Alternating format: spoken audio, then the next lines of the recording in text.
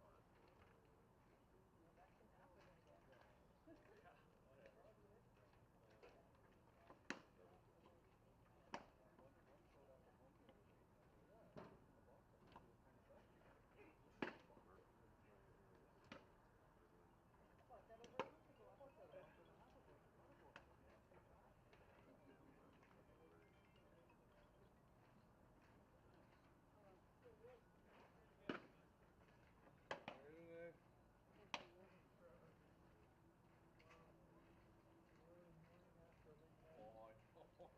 My sleep could have been a little longer. Oh yeah, we had those days. Take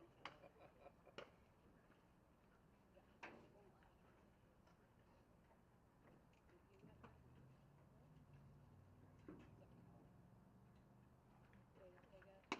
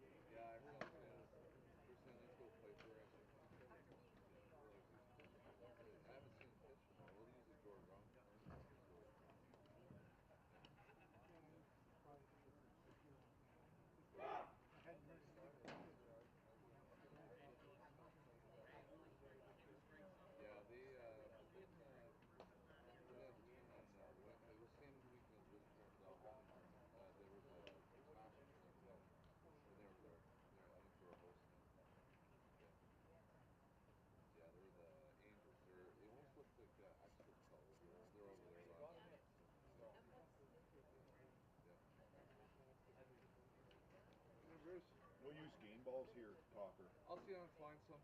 Yeah, Yeah. they did have a bucket down there with used ones, so I'll see if I can find At some. game control? At game control. I can didn't. see if I find stopped there. I didn't see any. So. They didn't have any? Okay. I'll see But if I can take a go look get some. again. Maybe they have I'll them see now. if Brad Thompson's around. He might have some. Okay. Thank Yeah. you. They don't have any down here? No. Okay. Not yet.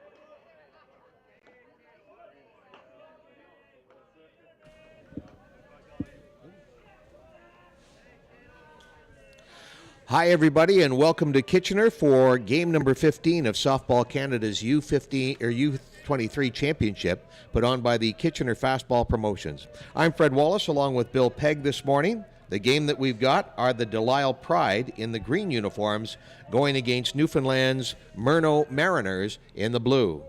Leading off for the Pride is Caden Feddick, the shortstop. And I will say this, Caden Feddick has had a pretty good tournament to this point. Ball one. Looking at the records of the two teams, Delisle coming in with a record of 2-2 after a heartbreaking loss last night against the New Hamburg Mustangs in extra innings. For Murno, they're 1-3 on the tournament. Okay, I'm going to make a quick correction. They're 1-2, and they have 3 games set for today. Murno and Tavistock had their game rained out yesterday, so it'll be a busy day for the boys from Newfoundland playing here, and then they also have games coming up today against Tavistock and Rostock. Swing and a miss by Caden Feddick.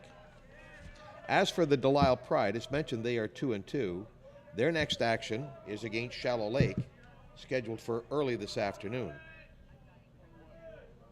Caden Feddick, the batter, just nicely underway here on a good-looking morning in Kitchener. The clouds that interrupted things yesterday, I'm going to knock on wood, Bill, when I say this, but they're nowhere to be seen. Nope. Clear out here. And well, we sure got hammered yesterday, though. Brody Fraser is the pitcher for Newfoundland. Fires a changeup in there, and it's called strike 3.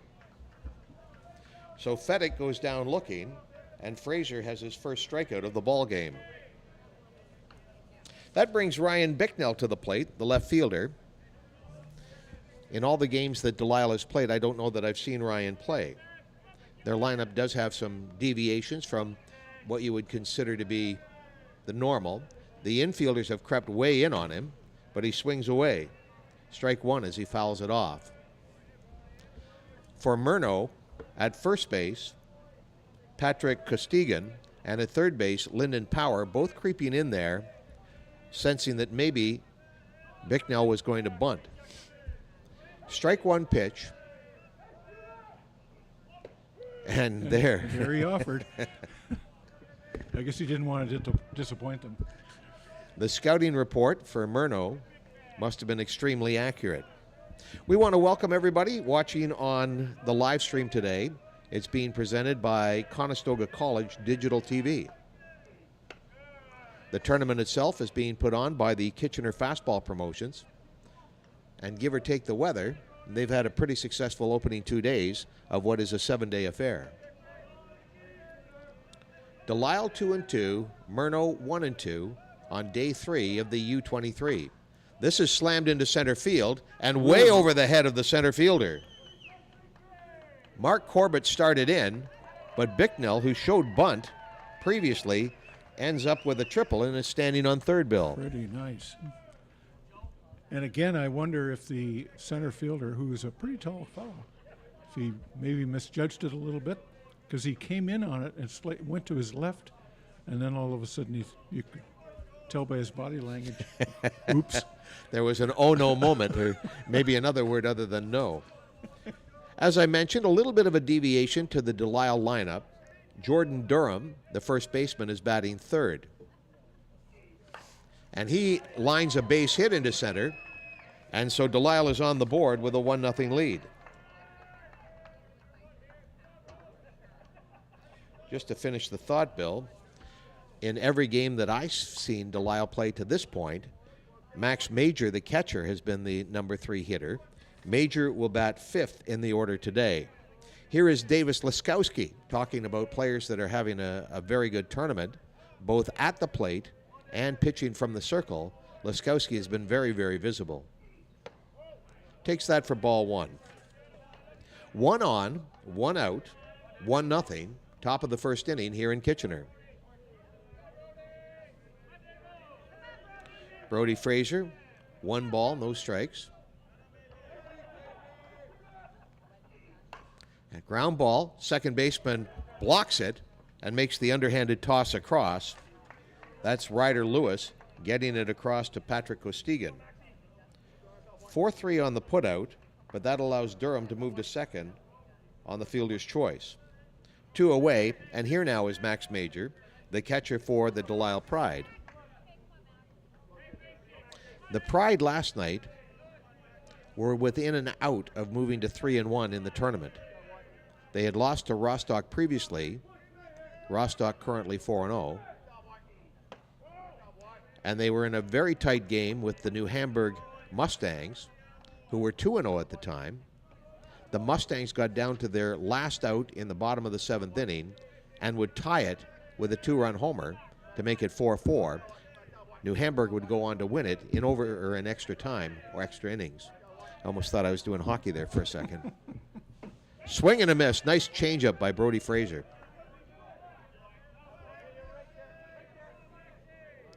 Sunshine, people coming into the ballpark. I will say this for Delisle. I think they have the largest cheering section.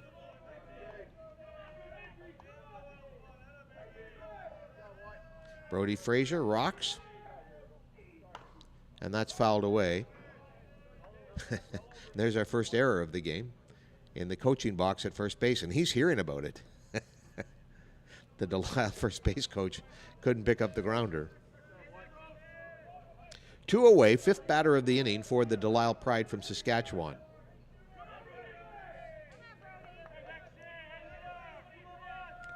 Fraser takes the ball, gets the sign, gets into his rocking motion, and delivers. Swing and a miss, strike 3. 2 strikeouts in the inning for Brody Fraser. Delisle gets on the board by virtue of a triple and an RBI single. The triple from Ryan Bicknell, and then the RBI single from Jordan Durham. 1-0 as we go to the bottom of the first inning, Bill. Yeah, a little bit of action, and lots of times the games start a little bit slower than that, but the last time I saw Delisle, perhaps you saw them yesterday, of course they were down 2-0 pretty much the whole game until the 6th. Excuse me, it was actually in the 7th when they tied it up. Mm-hmm. With that monster shot over the bar tent. And we thought they were all but dead. And then, of course, the action really happened with 2 runners on a few minutes later, and fella came up and parked one the same distance away except to left field and for a walk-off.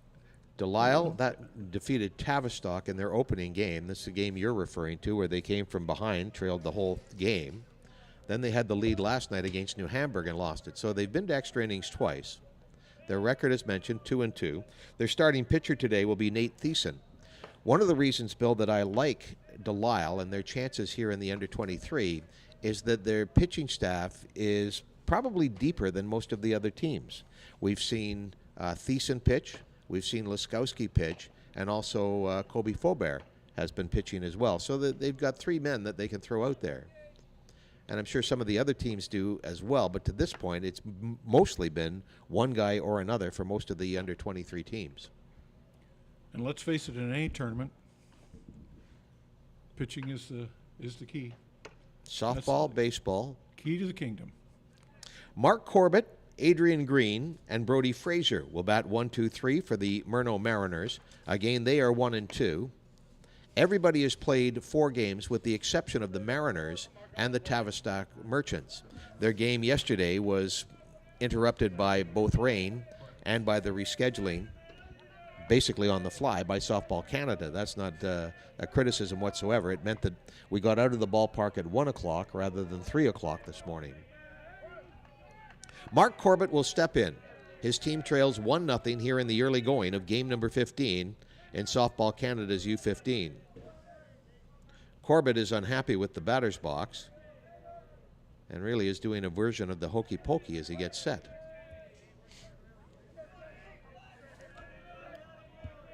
Thiessen looks down at the slab. He will gently rock and deliver ball 1. You see where he landed there? Watch his next pitch. Since you and I are now experts on the shoot.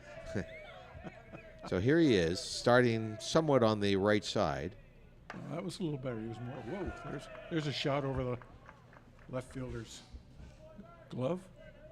So Mark Corbett is aboard with a base hit, which brings the catcher, Adrian Green, to the plate.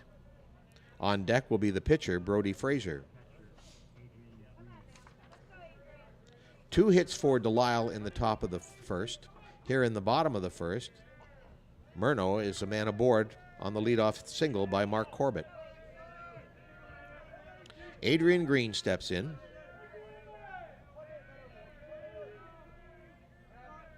Squares to bunt. The ball gets away from Major. Corbett thought about third for a second, but will stand at second. Green is squared to bunt, but I imagine that's off the menu right now.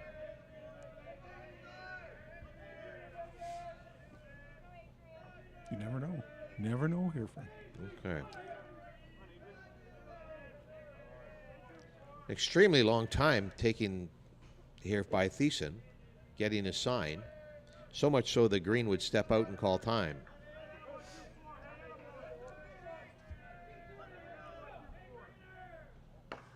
Ground ball, and the second baseman can't handle it. Goes off of Justin Ritchie, and the run scores. Some good hustle on the base paths by the batter. Taking second on the throw there from the second baseman, who had to go out near the grass after he booted it. So I think we have an E4 there. Somewhat rare, Justin Ritchie has displayed some pretty good hands in this tournament. So the pitcher, Brody Fraser, comes to the plate in what is now a 1-1 game, 2 batters into the bottom of the first inning. Pitcher against pitcher matchup. Thiessen delivers. This is rocked, and that'll give Murno a 2-1 lead.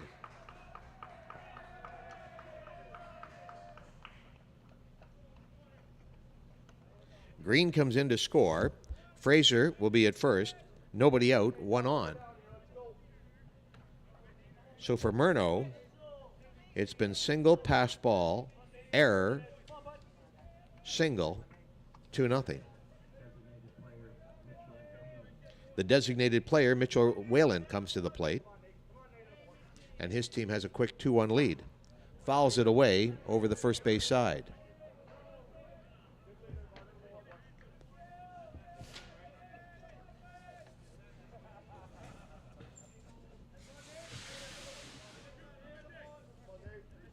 Already some activity for Delisle in their bullpen area. Davis Letzkowski is going to go down the first base line, throw some pitches. Good block by Major.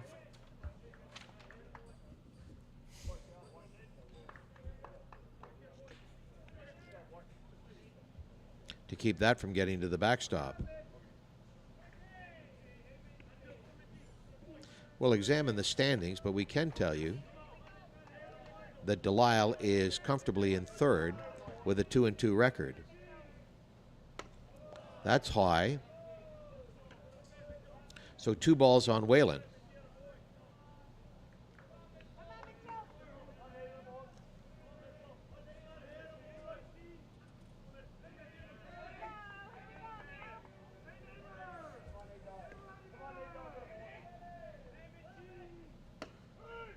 Called strike. This is the first right-handed batter we've seen from them. I think the first 3 guys were all lefties. Or as some coaches used to say to me, you're standing on the wrong side of the plate. You're doing it wrong. Fouled away. 2 strikes now. Early morning. We're just after 9 o'clock here in Kitchener today. As a result, the field is bathed in sunshine with the exception of home plate. Pitcher is very much in the sun, the batter very much in the shade. In the booth here, we're facing pretty much due west. The sun comes up behind the building here, therefore the shade that's covering home plate. So eventually that'll come around in the whole, probably another hour, the whole infield will be in the sun. Thiessen takes his set. Mitchell Whalen at the plate, and he hammers one. Fedek picks it off, throws to first in time. Doubled him off. So Caden Fedek was perfectly positioned, takes the line drive off the bat of Mitchell Whalen, which was a well-struck ball. Fraser had drifted off first just enough, and that allowed Fedek to rip it over to the first baseman Jordan Durham for the double play. 2 away, 2-1, Murno leading. Bottom of the first inning in game number 15.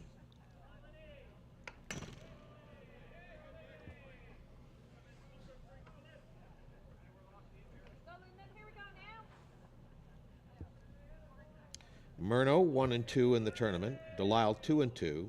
Also scheduled at this time, Shallow Lake Sting against the Tavistock Merchants. Called strike. Shallow Lake is 1-3. Tavistock 1-2. As we've mentioned on occasion, Tavistock and Murno did not get their game in last night, which would have been the fourth for each team. Ground ball. Nice play by Durham to dive, block it, step on the bag.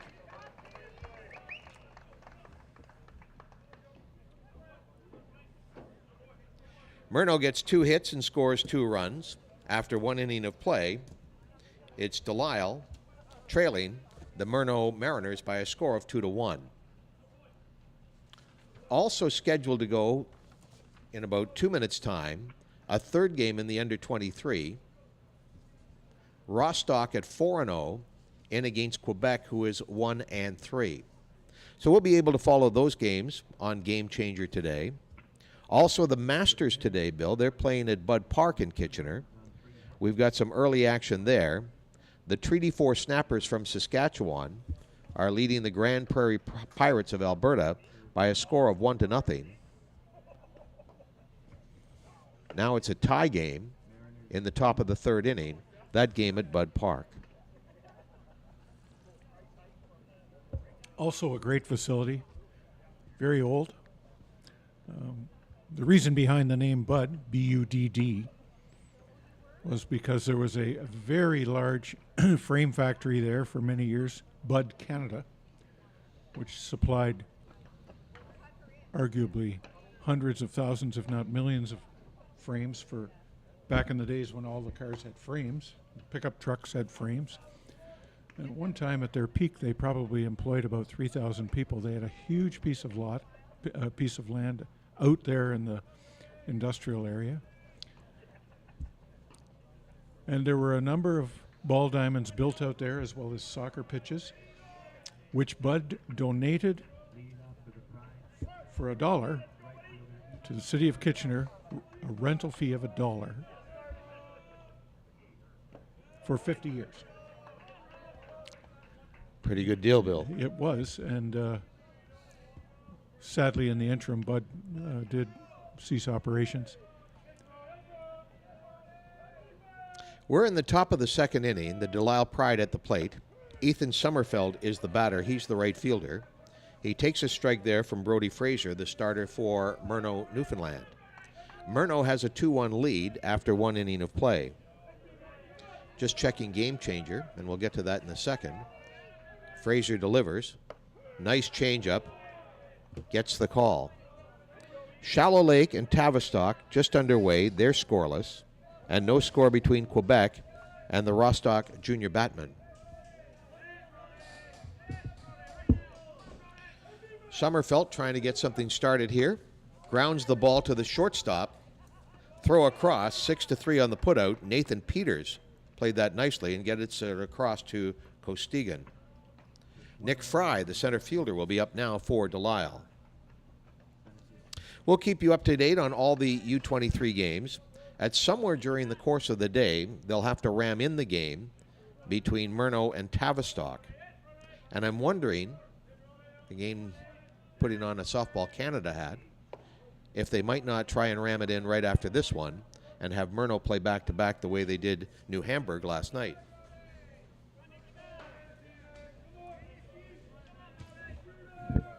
Fry, the center fielder, looks at another strike.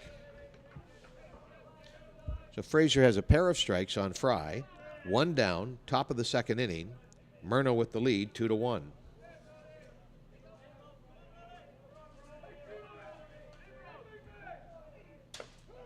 looked at it, and called strike, which I thought was strike 3. I must have missed something, Bill. Sorry. No, that's all right. I'm just getting my score sheet up to date here. 2 strikes now. This I'm sure of. Fouled away.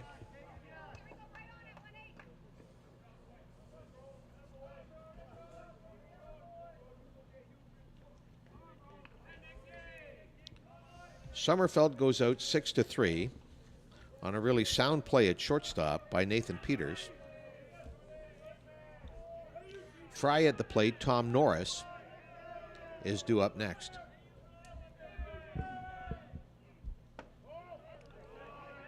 The change, Fry thought about it, but held back. Good judgment. I'm not sure I'd lay off that one a second time. Not to disparage the home plate umpire. Brody Frazier will deliver. This one is popped up. Drifting over after it is the second baseman, Ryder Lewis, and Lewis puts that one away. That brings Tom Norris to the plate. Tom is playing third base in the game today. For Delisle, to this point, we've seen Tom play some left field.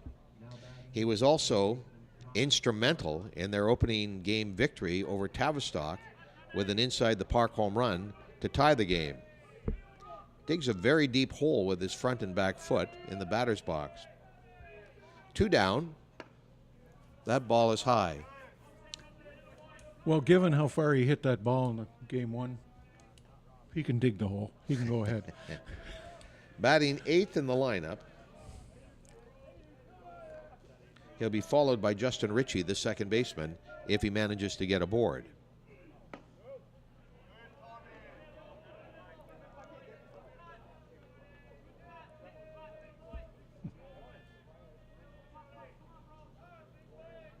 Frazier, a little bit to the right side of the slab. Center right, I think we'd call that. Another ball. As we mentioned about the shadows, they're starting to creep, just about done down the first base line. Third base line probably half covered in shadows.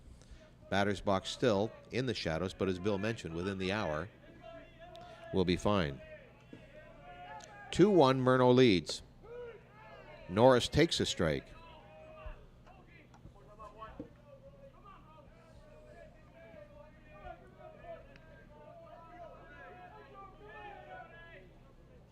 I have my answer that we'll get to in just a second, Bill.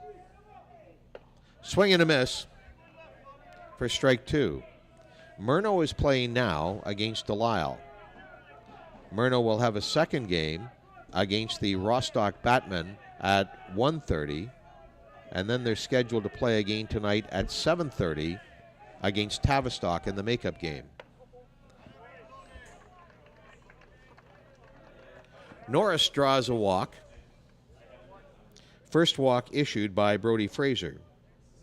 2 down, man at first, and the number 9 hitter in the lineup, Justin Ritchie, the second baseman, up for Delisle. Can the bottom of the lineup for Delisle get a square?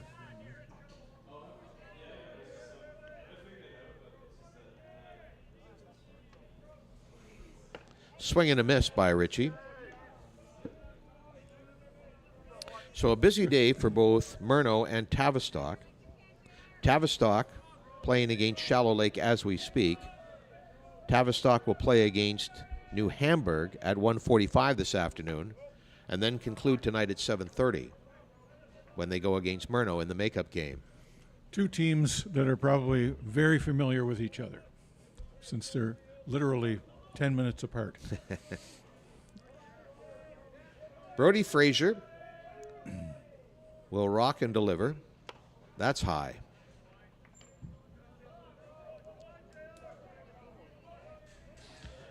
Frazier has 2 strikeouts, both in the first inning. His shortstop, Peters, and his second baseman, Lewis, have been instrumental in putouts here in this inning. Fouled off by Ritchie for strike 2.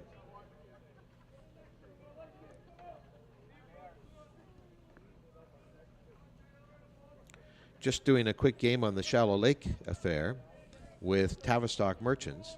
They're in the bottom of the second inning, scoreless. Tavistock at the plate with 2 out. We thank you for joining us on Conestoga College Digital TV. CCDTV is who we are. Fouled away to stay alive.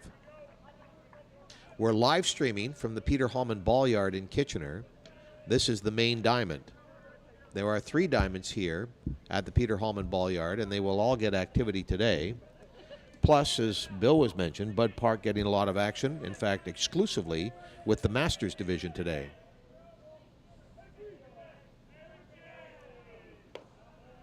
Ball high.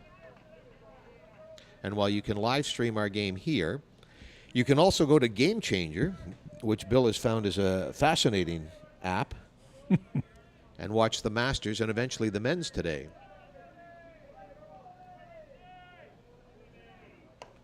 Popped up, but out of play. Yeah. Off to the left.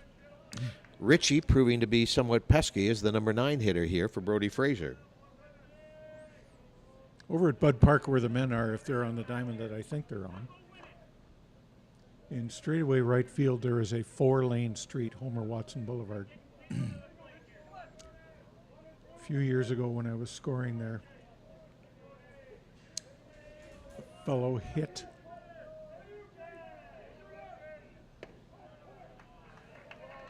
Walked him.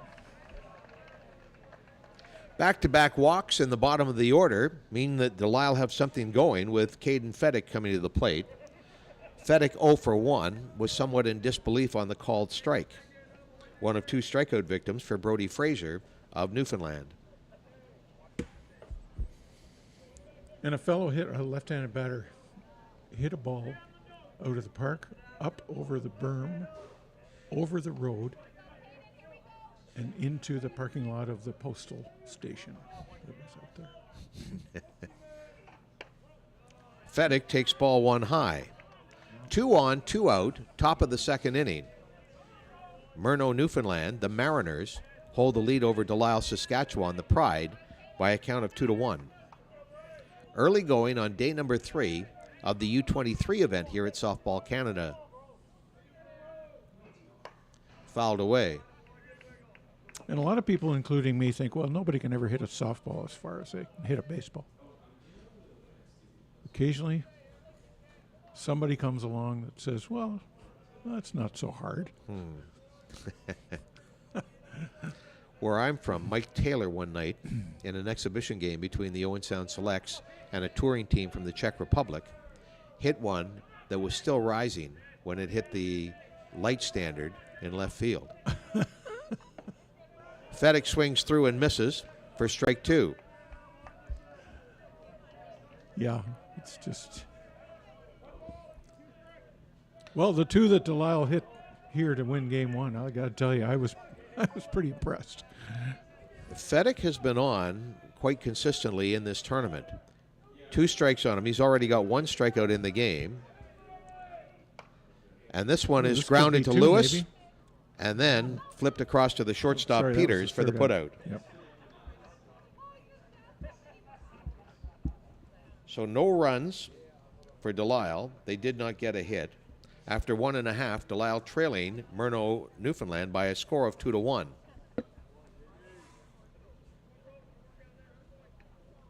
Nate Thiessen will come out to pitch again. I'm just going to look down the right field line to see if Davis Laskowski continues to warm up. We want to thank all of the sponsors and people that have been responsible for putting this event on and supporting Kitchener fastball promotions.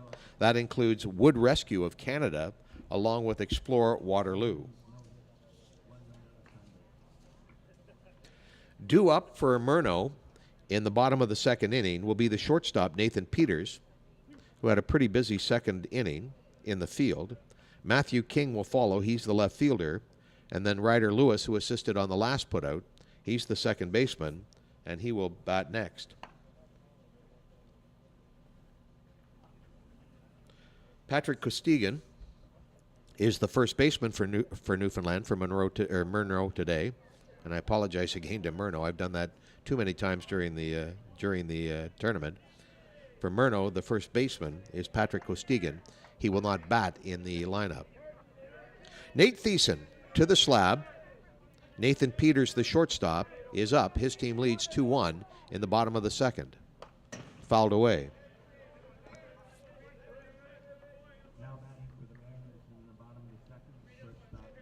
Jordan Durham, the first baseman. How's it going this morning, Brody? Or Bruno? Who's Brody is the pitcher. Bruno is looking after us for Conestoga College Digital TV. Conestoga College Digital TV providing the live stream. They were here until almost 1 o'clock last night.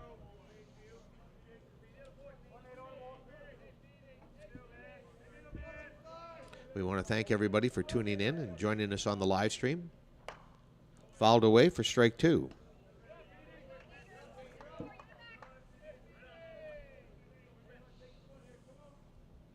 So at this point, kind of looks like Rostock is the team to beat.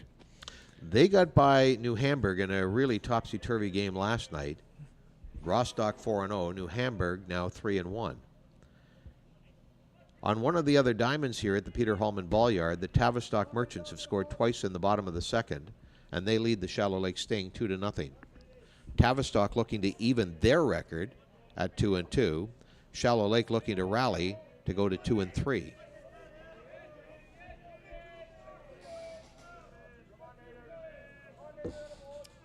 Thiessen with the pitch. Swing and a miss, and he gets Peters swinging. Went after the high, hard one there.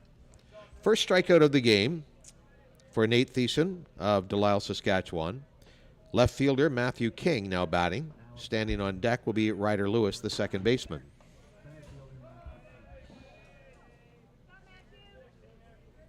The other game between Quebec, who are 1-3, and the Rostock Junior Batmen, who are 4-0. That ball hits King, so he'll go down to first base. The game between Quebec and Rostock is in the top of the second, and that game's scoreless as well. Discussion for the umpires. Did the ball strike the man or did the ball strike the bat? And they determined that it did in fact strike the batter. So King is at first with 1 out. Ryder Lewis, the second baseman, left-handed batter, will stand in against Nate Thiessen. Lewis, 8th in the batting order. We'll see if he tries to lay one down. Doesn't appear to be. Takes it high.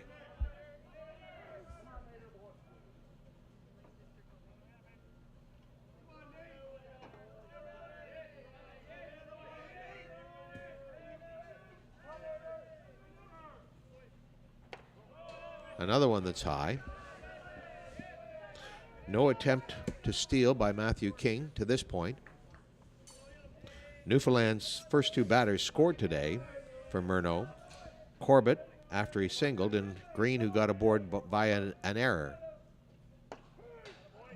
This one's down the pipe for strike 1. 2 balls, 1 strike.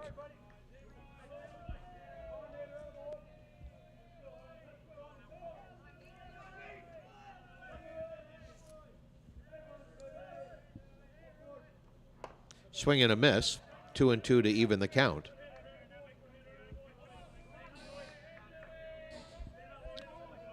Delisle trying to limit the damage here. Get to the 3rd inning and be down by just 1. 2 strikes on Lewis. Thiessen. Swing and a miss. So Nate Thiessen seems to have found his groove with 2 strikeouts. King, who was hit by a pitch, is at first. And here's Austin Earl.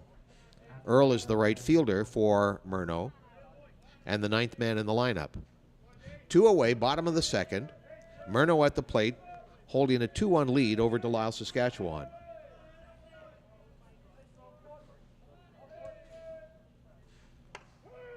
Called strike 1.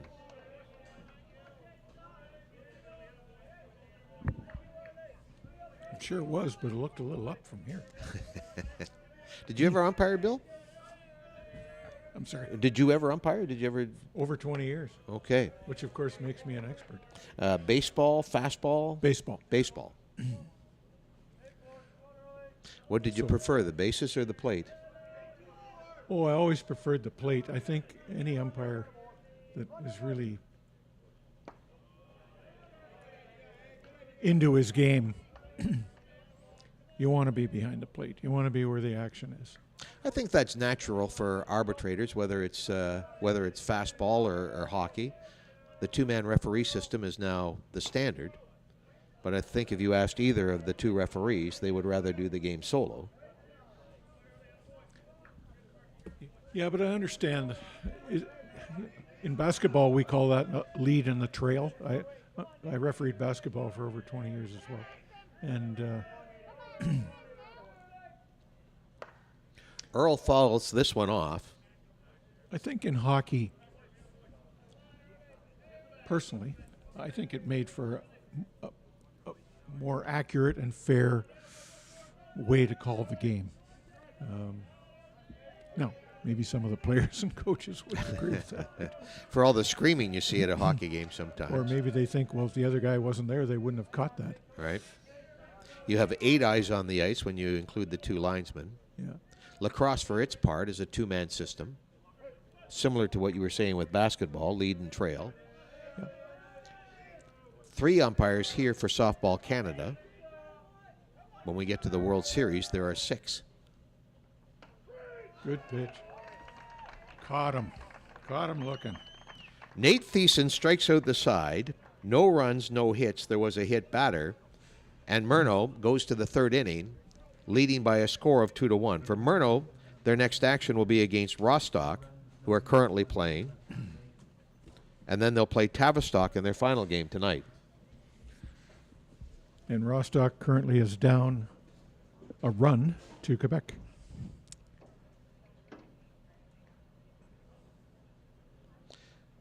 Quebec scoring and still at the plate in the top of the 2nd inning with 1 man out. So we've got lots of action today, don't we, Bill? We've got U23, 3 games as we speak running concurrently. We've got action at Bud Park with the Masters division. And the men's championship, they've been licking their lips and ready to go. So there's something for everyone. If you and I mentioned Bud Park if they're at the field that I think they're at. It's one of those places because of the berms that are there, you can take your lawn chair and sit up on the berm and you're a good 10 or 12 feet above the playing surface. So you just have a nice view down there. On the first base side this morning, there are trees to give some shade. And third base side, not so much. The trees are a little further removed. But it's just a very pleasant place to sit and take in a ball game. Sounds very much like watching the A's in Sacramento when you look at that ball diamond. Yeah. Isn't that something? Yeah. Boy, oh boy, for the next couple of years, Sacramento gets Major League Baseball. Top of the 3rd inning, Delisle Pride trailing Murno, Newfoundland. The Mariners leading it by a score of 2-1. Standing in is Ryan Bicknell. He tripled in the 1st inning when the center fielder for the Mariners, Mark Corbett, started in on a ball and then quickly realized, uh-oh, it's over my head. Bicknell has the run for Delisle. They trail it by a score of 2-1. So he showed a little bit of drag bunt there and the first and third baseman are crowding. Ooh. Ouch. So this is a 1-3 putout. Line drive. That went right off his thigh. And Brody Frazier is going to walk it off or try to walk it off. Line drive right back to the pitching circle. I believe it hit Frazier in the hip and made a 45-degree turn and went right to the first baseman, Costigan, who was able to put the tag on Bicknell. We'll have a conference in the pitching circle to make sure that Frazier is fine. Were it not for Frazier's hip, that ball would have been in center field. Would have gone right up the middle. So a little later, he might have evidence on his front thigh to indicate that he took a hit away from somebody. How was your week in Kitchener? Well, here's have a look at my thigh. With 1 down, Jordan Durham comes to the plate. Durham singled and drove in the lone run back in the 1st inning. We're in the top of the third, 1 out. Murno Mariners leading 2-1. Almost caught him. He got out of the way. Wonder if they have the rule in fastball. You got to take one for the team every now and then. Rudy Stein and the Bad News Bears get up there and get hit. For the under 23, Murno is leading here 2-1. Quebec is leading Rostock 1-0. And Tavistock is leading Shallow Lake 2-0. Those are your score updates, courtesy of Game Changer.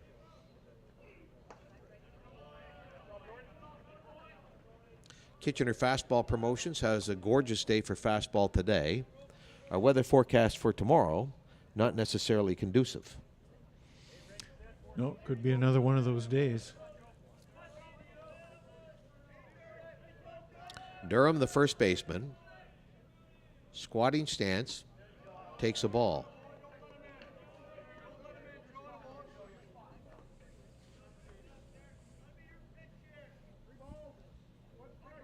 I was driving not too far from here yesterday in the afternoon around 2:30.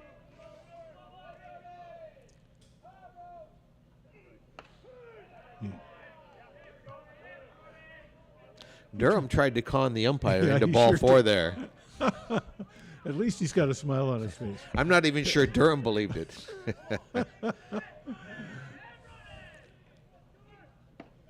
Swing and a miss, and it was caught by the catcher. So there is a strikeout swinging. For Brody Fraser, that's his third of the game. He struck out Fedek, Major, and Durham. So 3 of the top 5 batters in the lineup. Davis Laskowski, who grounded out to Lewis in the first inning, will come to the plate with 2 out. Nice changeup by Fraser. And that's what got Durham. He was way ahead of that pitch when he struck out. Laskowski holds the hot bat. Pitched very well last night in the extra inning loss against New Hamburg. But he's down 2 strikes here. Fraser looking for his 4th strikeout, second of the inning. Inside. Good waste pitch. Will he set something up here? Fraser rocks back with 2 away. Changeup. The most active infielder in this game is not Ryder Lewis, and it's not Nathan Peters. It's the first base coach for Delisle. He's had 2 opportunities. One he made the error on. That one he decided he wasn't going to put his hands anywhere near it and just use soccer style. 2 strikes on Davis Laskowski. He puts it into right field. Coming in hard is the right fielder for Newfoundland, and Austin Earl makes the catch. It was a little bit adventurous there. It kind of slipped out of his glove like a ice cream cone, but at the end of the day, he made the catch. 3 up, 3 down. Delisle trailing by a score of 2-1 against the Murno Mariners. Next action for Delisle will be their final game of the tournament when they go against Shallow Lake. And again, we're watching Shallow Lake on our Game Changer scoreboard.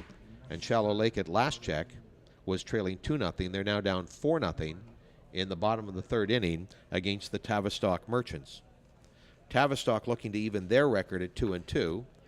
And I think Tavistock will tell you that they should have an even better record, that they should have won their first game.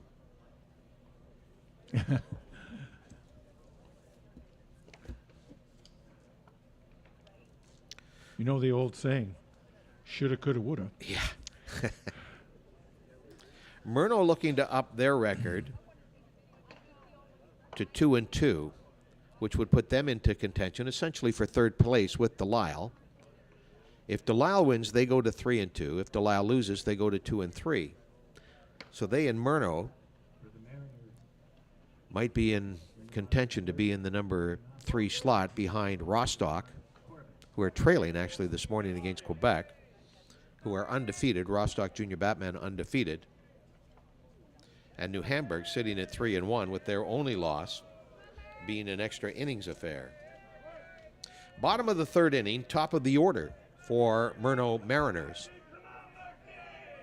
Mark Corbett will stand in. He singled in his first at bat. Takes a strike from the right-hander Thiessen. Corbett singled, went to second on a passed ball, scored on the ground ball error. Swing and a miss for strike two. Top of the Murno order, Corbett at the plate, Green the catcher, and then the pitcher, Brody Frazier. Thiessen with 3 strikeouts in the ball game. He struck out the side last inning. Called strike 3. All right. I think the catcher knew before the umpire that it was strike 3. Major had that ball down to third base before we cut the signal. He was making the throw to third. Adrian Green comes to the plate. He has the go-ahead run in the ball game today. He got aboard on an error in the first inning, went to second on the fielder's choice, and then scored on the RBI single by Brody Frazier. Change up right by the diving third baseman. That gets by Tom Norris.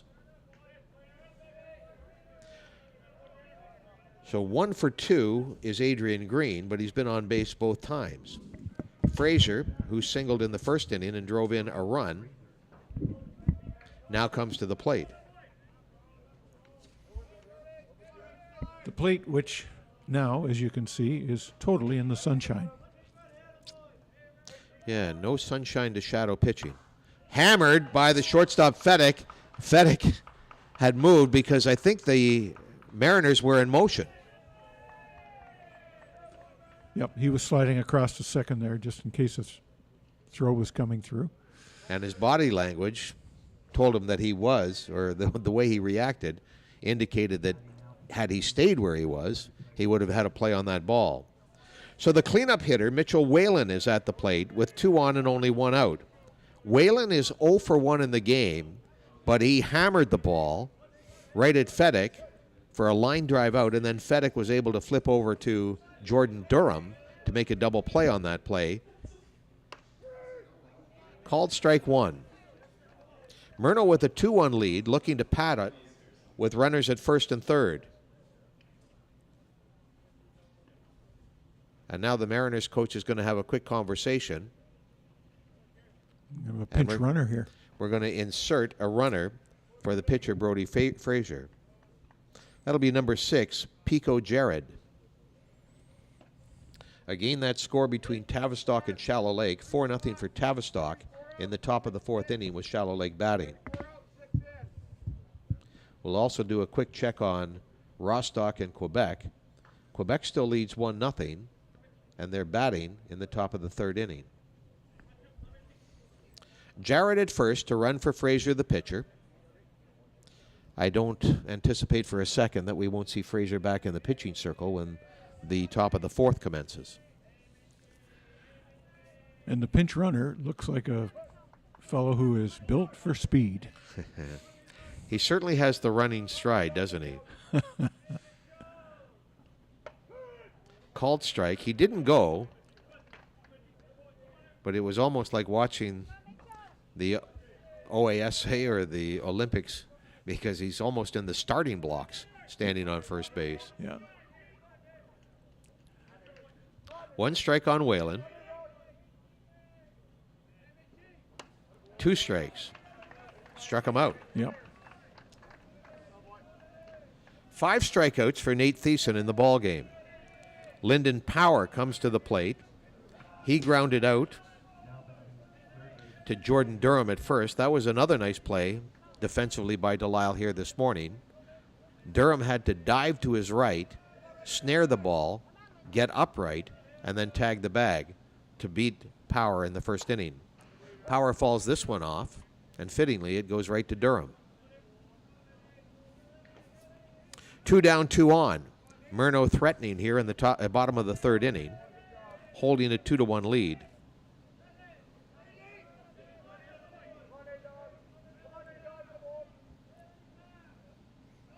There goes the runner, but it's just popped up. popped up. Richie There we go.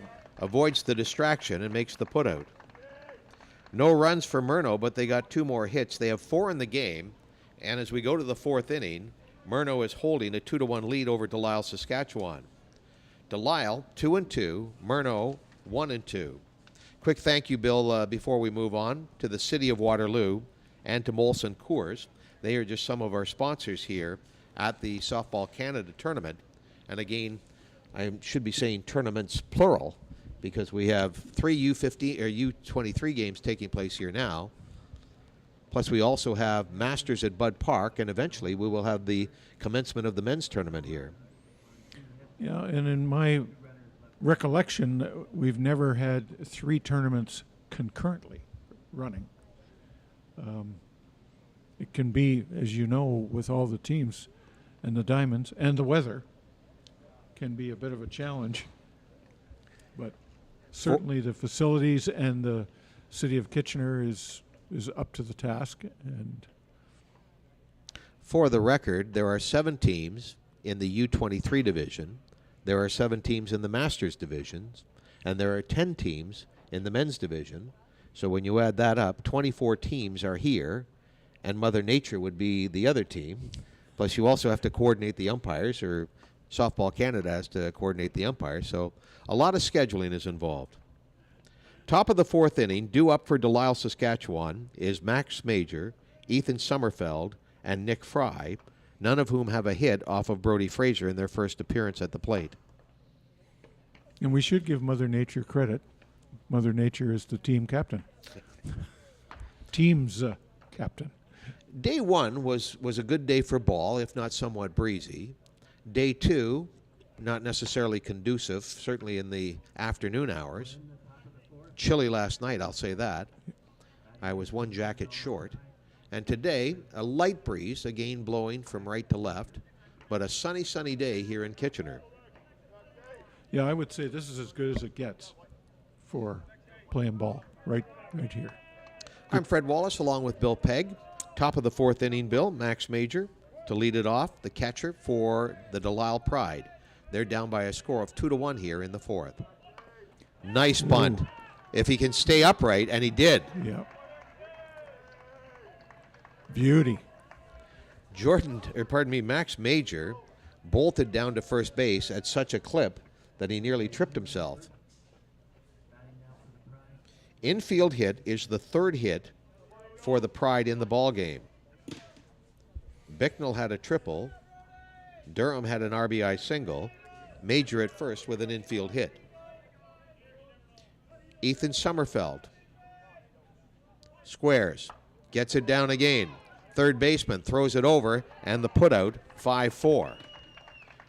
Nice play by the third baseman, Lyndon Power, to get it over to Ryder Lewis. Sacrifice by Ethan Sommerfeld puts Major into scoring position for the center fielder, Nick Fry. Also a good bunt. Good execution, right? Yeah, sure was.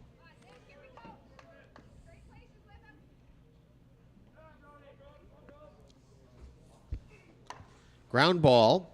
Power looks the runner back and fires across to the first baseman, Costigan. He really played that one nicely, Bill. He did. Yep. Fielded it, took his time, looked at the runner,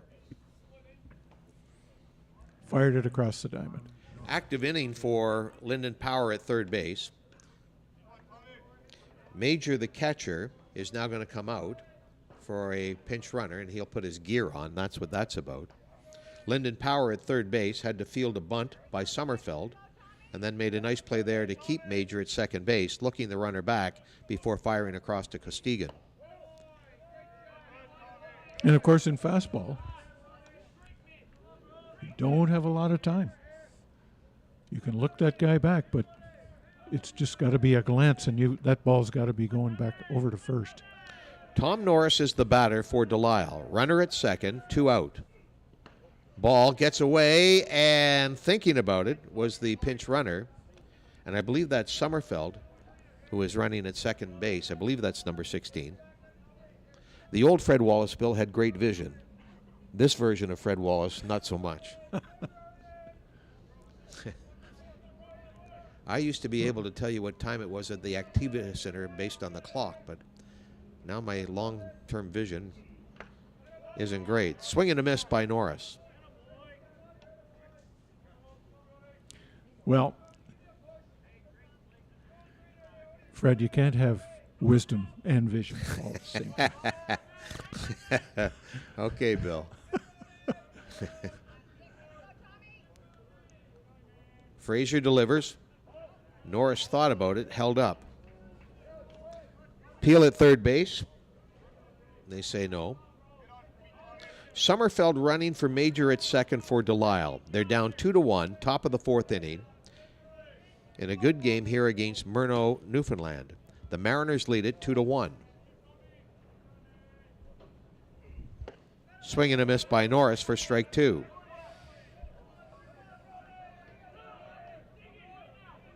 Norris walked his first time up. You can hear the Murnau boys imploring Frazier to get it done. He'll rock, deliver, and walked him. Second time that Norris has walked, third walk in the ball game. Norris has walked twice. Justin Ritchie, the current batter, also walked in the second inning. Ritchie comes to the plate with runners at first and second. Delisle down by a score of 2-1, top of the fourth inning. Pivotal at bat here as Brody Frazier delivers. Delivers high.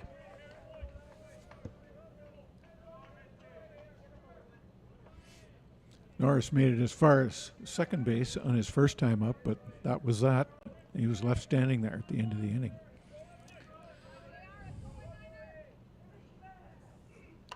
Ground ball to third, and Lewis, what an inning for Lyndon Power.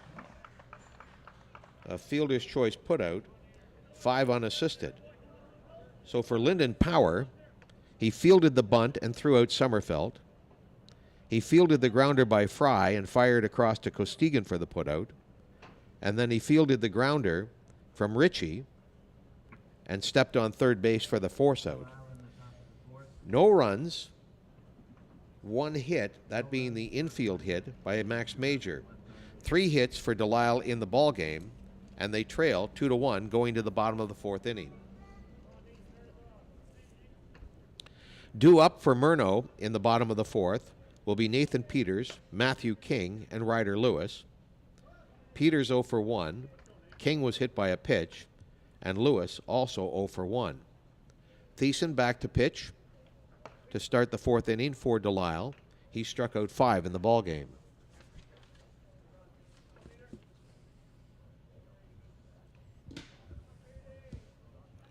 Murnau making every attempt to move up and catch Delisle in the standings with 2 wins. Tavistock, also with 1 win and a 4-0 lead in their game, looking to move to 2 wins as well.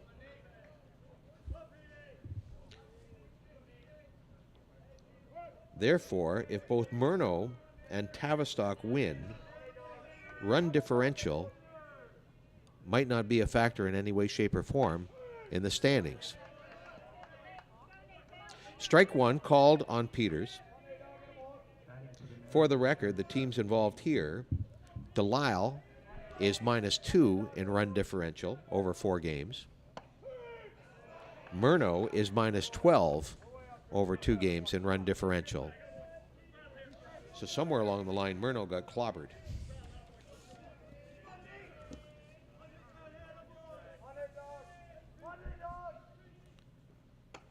I know they lost their first game 5-3. Losing it to, or they won their first game 5-3. They beat Quebec, so they were +2. I think their second game they got hammered.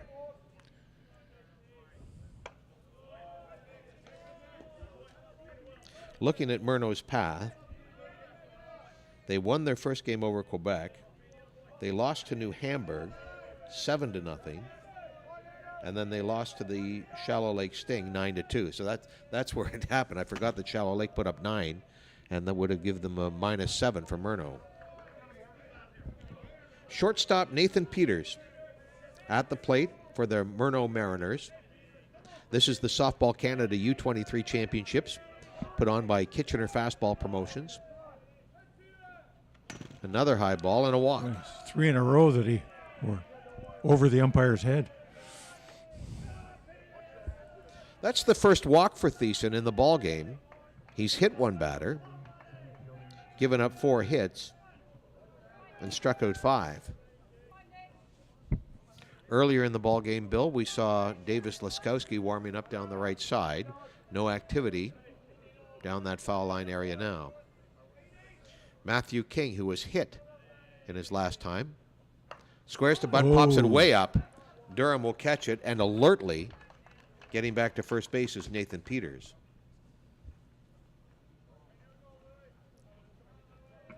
Had Peters committed harder to the bunt, and perhaps he might have been caught between first and second, but as soon as he saw it go up, he got back. One away, Ryder Lewis to the plate. Lewis struck out in his first appearance back in the second inning. Looking.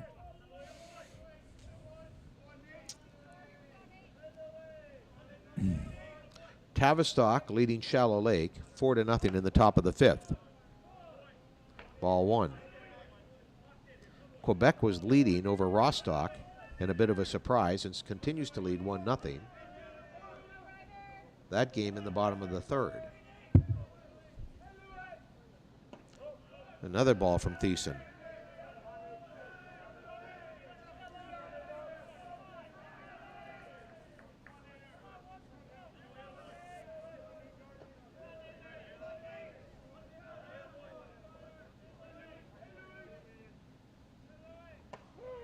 Down the pipe. Looked like Lewis was taken all the way, Bill. I think so. Well, the old story. Wait till he throws a strike. Make him pitch to you. Here's Thiessen's delivery. Another strike. Maybe not down the pipe, but in the zone. It's even now. 1 on, 1 out, top of the 4th inning. Murnau, Newfoundland, the Mariners holding a 2-1 lead over Delisle Pride. There's high, and so now we're full.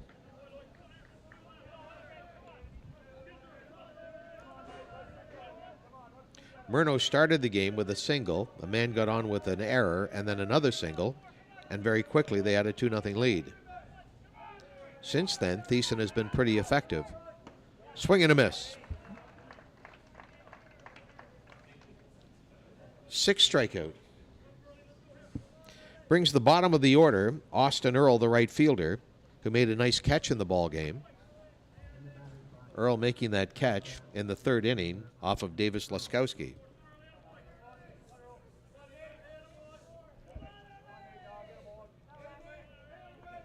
Man at first, 2 down.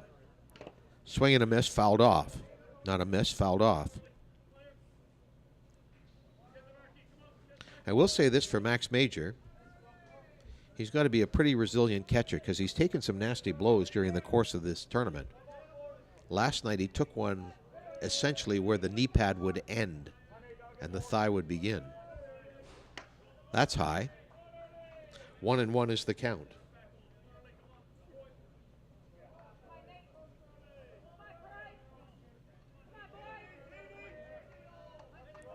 Thiessen will set in the circle. Earl awaits at the plate. Takes one down the pipe for strike 2. 1 ball, 2 strikes. Murnau with the lead.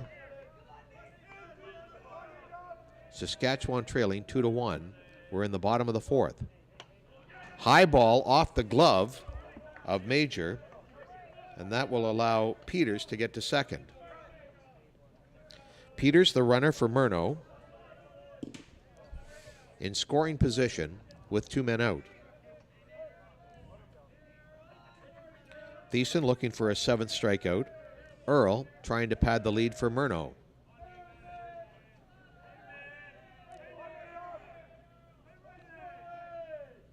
Again high.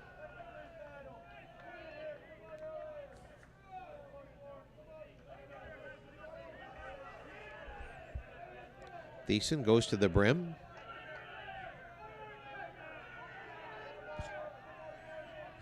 A lot of noise in the ballpark. I'll Maybe the say. most noise we've heard. Yeah, we're Thiessen will step off. really hearing it there. Sounds to me like a lot of it's coming from Myrtle. Ball 4. And the ball got away from Major, and that allows Peters to get to third. Thiessen has walked 2, both of them in this inning. And it brings Mark Corbett to the plate. Corbett 1 for 2 in the ball game. Singled to open the bottom of the first. Went to second on the pass ball. Scored on the ground ball error to make it 1-0, or to tie the game at 1. Fouled up and out of play behind the backstop for 1 strike.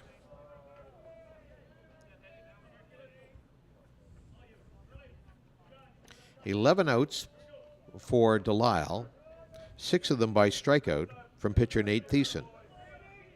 Can he make it 7 for 12? Defense sets behind him. Runners at first and third with 2 away. Strike 2 on Corbett.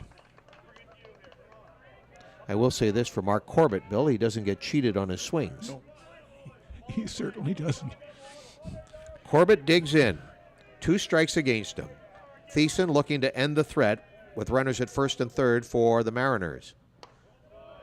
Corbett thought about it.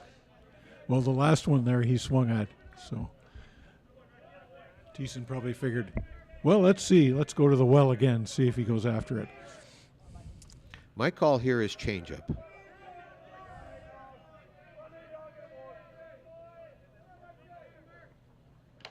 Got him. I think you went to the heater there, Fred, so it's a good thing that you and I are sitting up here. And Max Major made a better call than I did. 7 strikeouts on the game. No runs for Murno in the bottom of the 4th. They did not get a hit. They walked twice. And after 4 complete innings, the Murno Mariners lead the Delisle Pride by a score of 2-1. This is the Softball Canada U23 Championships put on by Kitchener Fastball Promotions. Kitchener Fastball Promotions would like to acknowledge the support they get from all of their sponsors, which includes MHBC, that's McNaughton, Hermson, Britton, Clarkson, Planning Limited, and also the support that they've received throughout the course of the tournament and leading up to the tournament from the city of Kitchener. And Bill, you and I have talked before about the job that the parks crew are doing here. yeah, they've got a good crew here, and they're very organized. They've always been on top of things at this facility, and it's really where they really show off their stars is on a day like yesterday, and how quickly they can get a field ready after we've had a good chunk of rain. And I should point out that we have had rain situations here in the city, not necessarily during the ball season. And Schneider Creek runs along the perimeter of this park. But we have had rain situations here, torrential, where these diamonds have been underwater, if you can believe it. So the creek, which to an outsider doesn't look to be too big, It's essentially a storm water movement creek. And I've seen it. I came over here one time. They wouldn't let anybody in, so I walked in. And the bridge, you could walk over the bridge without being in the water. But when I looked around and at the diamonds, I thought, holy. there was Nelly. a description yesterday where somebody had a photo on their phone of somebody kayaking here in this park. Okay. We're in the 5th inning. Leading off, top of the order, Fedek bounces it. Wow, is this kid at third having a great game?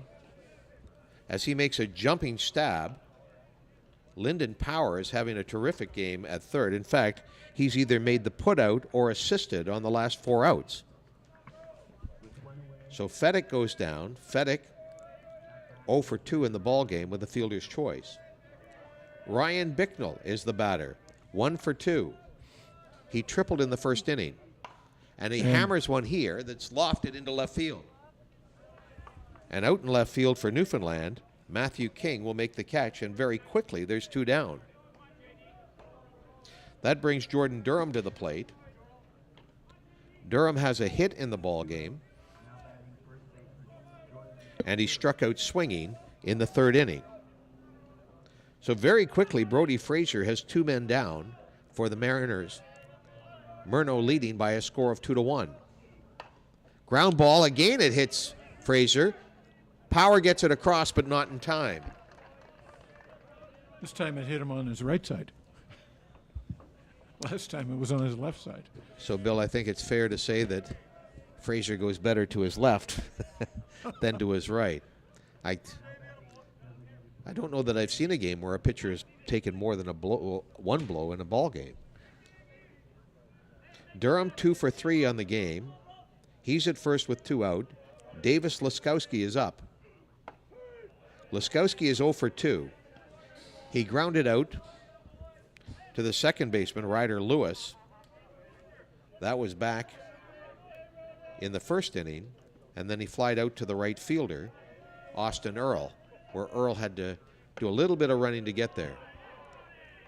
Laskowski did not like the call. It was a nice changeup by Fraser, no question. Laskowski just doubting the location. He also crouched down. You remember we talked about that in game 1 when a batter crouches down to try and perhaps dupe the umpire. And Laskowski strikes out, has no words for the umpire to his credit, and that's the 4th strikeout for Brody Fraser. 1 hit in the inning, but a really efficient and quick work by the Mariners, in particular defensively. Their 3rd baseman, Lyndon Power, having a spectacular game defensively. Bottom of the 5th inning, Murno leading by a score of 2-1. The Delisle Pride have their 1 run on 4 hits. Murno have 2 runs on 4 hits. We go to the 5th, Adrian Green, Brody Fraser, and Mitchell Whalen due up.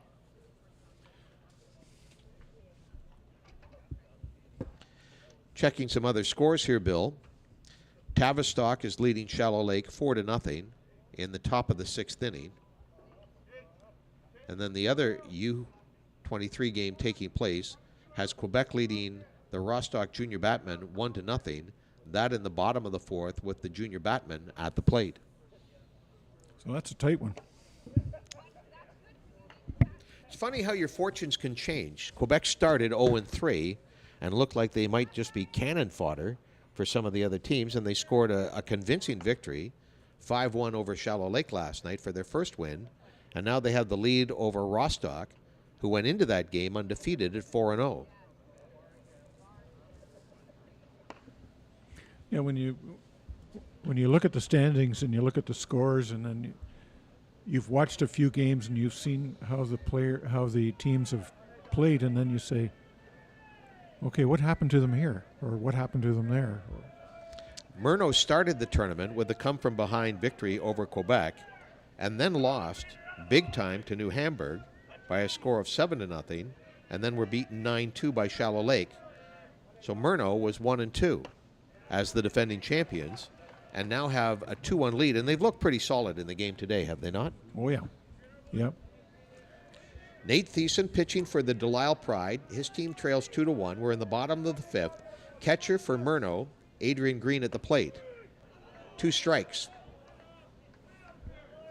The way our game started, I thought we were looking at a repeat of the game yesterday, where Delisle won 12-7 to move to 2-1.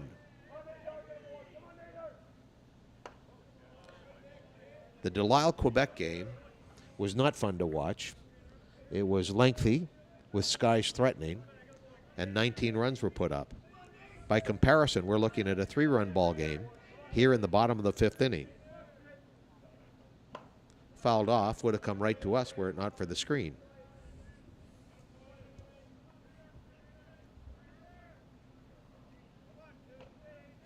In the top half of this inning, I don't think the Murno pitcher, he might have thrown 7 or 8 pitches.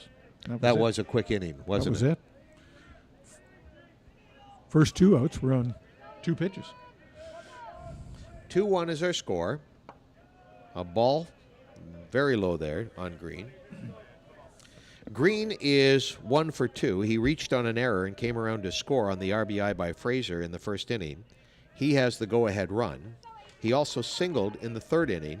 This is his third trip to the plate. Swing fouled off.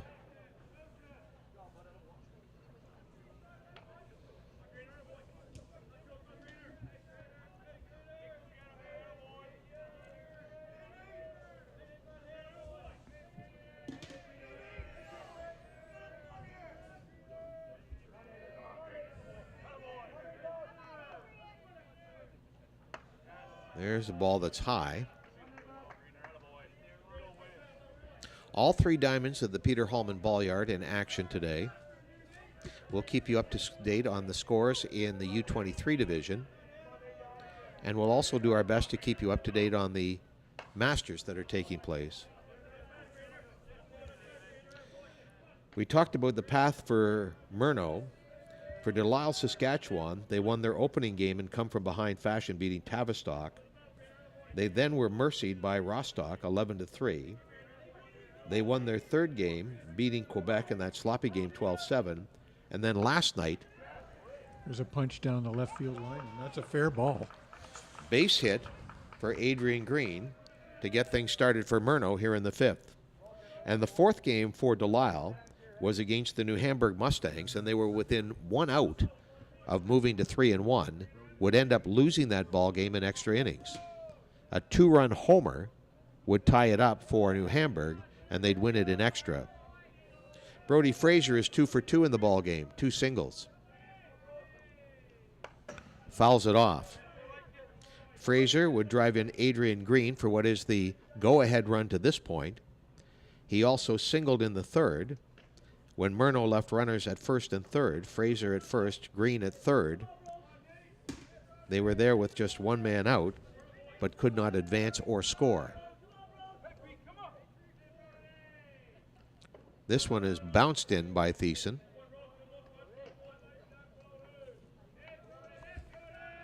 Just after 10 o'clock here in Kitchener, Ontario.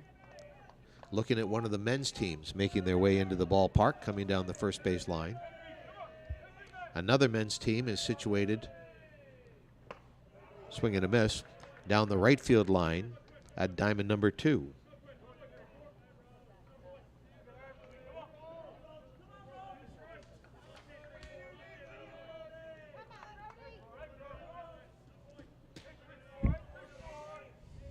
Can Thiessen get Fraser for the first time in the ball game? Called strike. No. 8 strikeouts in the ball game for Nate Thiessen. That one, lower corner. It sure was. However, It's interesting to see the reaction of the pitchers on called strikes, more so than any other ball player on the field. Whalen, the designated player, 0 for 2 in the ball game. Takes a strike.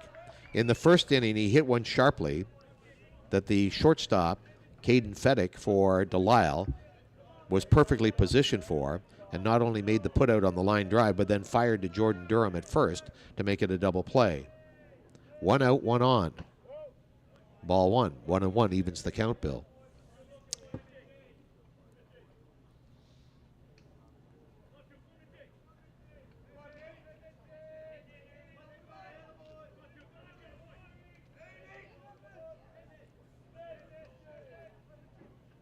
One and one pitch. Hammered into center that field. well struck. And it's going to go up against the fence. Murno's going to get 1 run and then get put out at second. So a double, an RBI.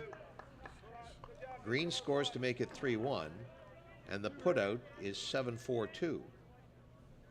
Pardon me, 8-4-2. The center fielder, Nick Fry, had to retrieve it against the fence, did not panic, got it into the second baseman. That's Ritchie, who noticed that the runner had deviated or drifted off the bag, and gave it to Fedek for the tag. 2 down, but a run in. Bottom of the 5th inning. Murno Mariners leading Delisle, Saskatchewan 3-1. This is Lyndon Power. Power maybe was denied a base hit on a nice play by Jordan Durham in the 1st inning. Durham making the diving stop at first base, scampering back to his feet to make the putout. He popped up to Josh Ritchie in his 2nd at bat. But no matter what he's done at the plate, Bill, we're going to remember for the work that Lyndon Power has done at 3rd base in this game for the Mariners. He's been the busiest man on the field for the blue team from Newfoundland, and charging in on bunts and line drives. And Thiessen will make the pitch. Called strike 3. well, there's another one there, Fred, you know, from our angle, which counts. Our angle and a couple of bucks will get you a cup of coffee. Affordably priced here in Kitchener, even with the Starbucks at the hotel I'm staying at, which is the But boy, that sure looked high to me. But Hilton Doubletree. We're through 5 complete. The Murno Mariners have a 3-1 lead over the Delisle Pride. For Murno, they have 3 runs on 6 hits. Nate Thiessen, the starting pitcher for Delisle, has struck out 9. For Delisle, just the 1 run in the 1st inning, the triple by Bicknell coming home on the single by Jordan Durham. Delisle has 1 run on 4 hits, and we're going to the middle and the bottom of their lineup in inning number 6. Major, Sommerfeld, and Fry, 1, 2, 3 this inning.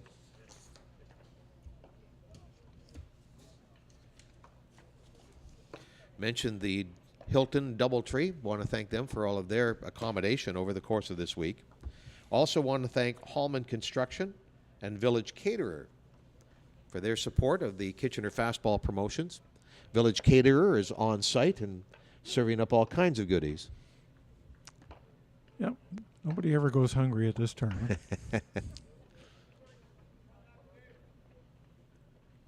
Murno Mariners with a 2-1 lead in game number 15 of Softball Canada's U23 tournament. I'm Fred Wallace along with Bill Pegg here at the Peter Hallman Ball Yard on Diamond 1. We've got activities on the other 2 diamonds. Doing a quick checkup, Bill, the Tavistock Merchants are leading the Shallow Lake Sting 4-0 in the top of the 6th, but Shallow Lake has the bases loaded with 1 out. Meanwhile, Equipe Quebec, looking to score the upset victory, they're leading the Rostock Junior Batmen 1-0 in the bottom of the 6th. So I will say that I'm surprised by that one. Well, there's been a few surprises again when you look up and down the scoreboard at the standings. It's a beautiful thing of a good tournament, isn't it? When what you think will happen doesn't. It's how the various gambling services make their money. Did anyone foresee the Blue Jays gacking on that lead last night? My wife did. Okay. She can't stand Hoffman. As soon as he comes into the game, she says, oh, here we go. Here we go. Swing and a miss. Max Major will lead it off. Major is 1 for 2. His hit was a nice bunt in the 4th inning that he laid down, one of the few times that Lyndon Power couldn't make the play. And it's not like Power didn't make the play. The bunt was just that well executed. Oop. And he got beaned. There we go. As the players in the dugout will say, any way you can. Didn't I say this Major is one tough hombre? Behind the plate and at the bat? Well, way to go. Here's Ethan Sommerfeld. He's 0 for 1. He grounded out to the shortstop Peters in the 2nd inning and then laid down the nice bunt that the nice play was made by Powers. Sommerfeld gets the sign. The right fielder stands in. Runner at first, nobody out. His team down by 2. It's 3-1 Murno. Fouled it off on the first base side.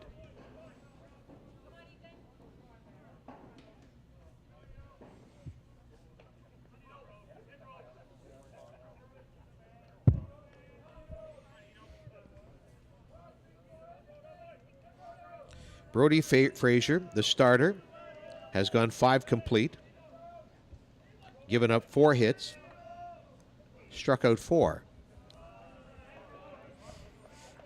Give Major credit, though, when he got hit by that pitch, Fred. He didn't rub it.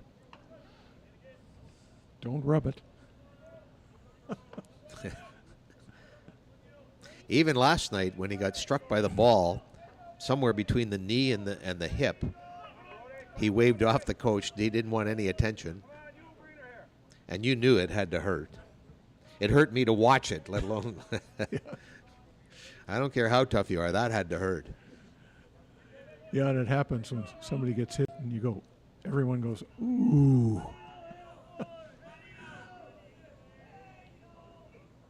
Sommerfeld will loft one, but the center fielder calling for it, and that's scooped up nicely by Mark Corbett. Nick Fry comes to the plate. He's the center fielder for Murno. The Tavistock Shallow Lake game has gone to the bottom of the 6th inning. Tavistock leading 4-0 with 1 out. So the bases loaded threat for Shallow Lake didn't generate anything. This one is hammered down the right field line, way over, got his hand on it, and it's a fair ball. Big hit by Nick Fry. Is he going to try for in the park? Yes, he is. No, he's not. He scampers back. RBI triple for Nick Fry. That drives in Major and makes it a 2-3 ball game. How close to being foul was that ball? Fred, in the window that I'm looking out, which is a little bit to your right, I was convinced it was foul, and I think the coach is too, because when he got his glove on that ball, it was foul territory. Austin Earl, who made one good catch earlier in the ball game. Yeah, he's going to check with the first base umpire. Okay. If they reverse this call, and I don't know that they will, but if they reverse this call, it not only will hurt Delisle, but it will euchre my scoreboard. Yeah, you have to do a whole lot of scratching. So I didn't think they would reverse it. But having what you said, I'm not sure whether that was fair or foul or where his glove was when he touched that ball. Oh, I'm 90% convinced his glove was on the right side of the foul line. I don't mean, by that I don't mean correct. I mean right. However, Brody Frazier trying to quell a rally. Tom Norris, the number 8 hitter in the lineup, is up. He has walked twice in the ball game. Fry at third with the RBI triple. 3-2 Murno leads. Top of the 6th inning. Threatening to square the affair. There's a ball high. Again, Norris exhibiting the good eye here today with back-to-back walks. He walked in the 2nd, was left stranded at 2nd, walked in the 4th, and was forced out at 3rd on yet another good play by Lyndon Power. This one is popped way up, and will it be Power at 3rd? Shortstop Peters calls him off, and Peters makes the play. 2 down. Runner at 3rd, Nick Fry. Justin Ritchie, who is the number 9 man in the lineup for the Pride, comes to the plate. 3-2 lead for Murno.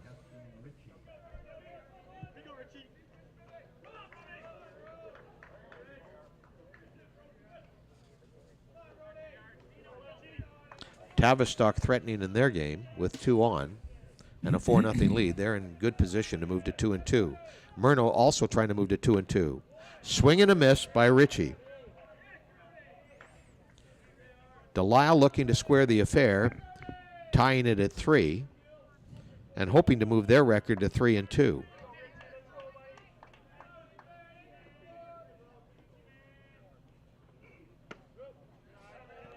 Delisle has been an every other team, or an every other game winner. Beat Tavistock in their opener, beat Quebec in their 3rd game. Were beaten soundly by Rostock and lost last night to New Hamburg. Fouled it off. Tried to catch everybody napping.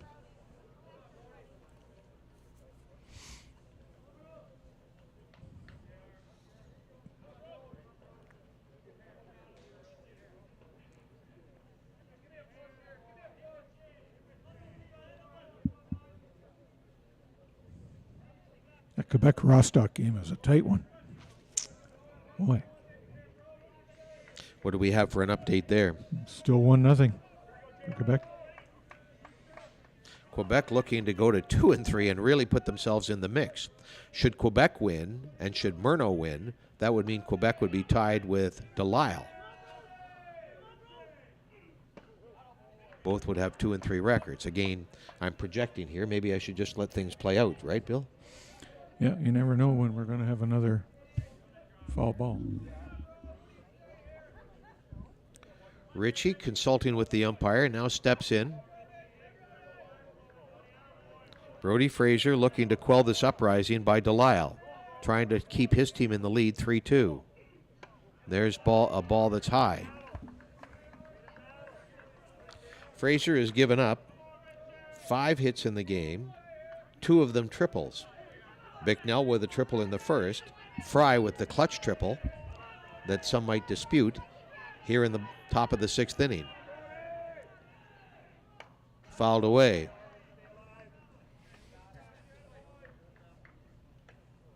Which Well, dugout? I might be the only one that's disputing it. Okay. I'm unsure about it. I will say this. I'm not about to debate it, but I know that his body, part of it was in fair territory, Yep. part of it was in foul territory Yep. when the ball landed.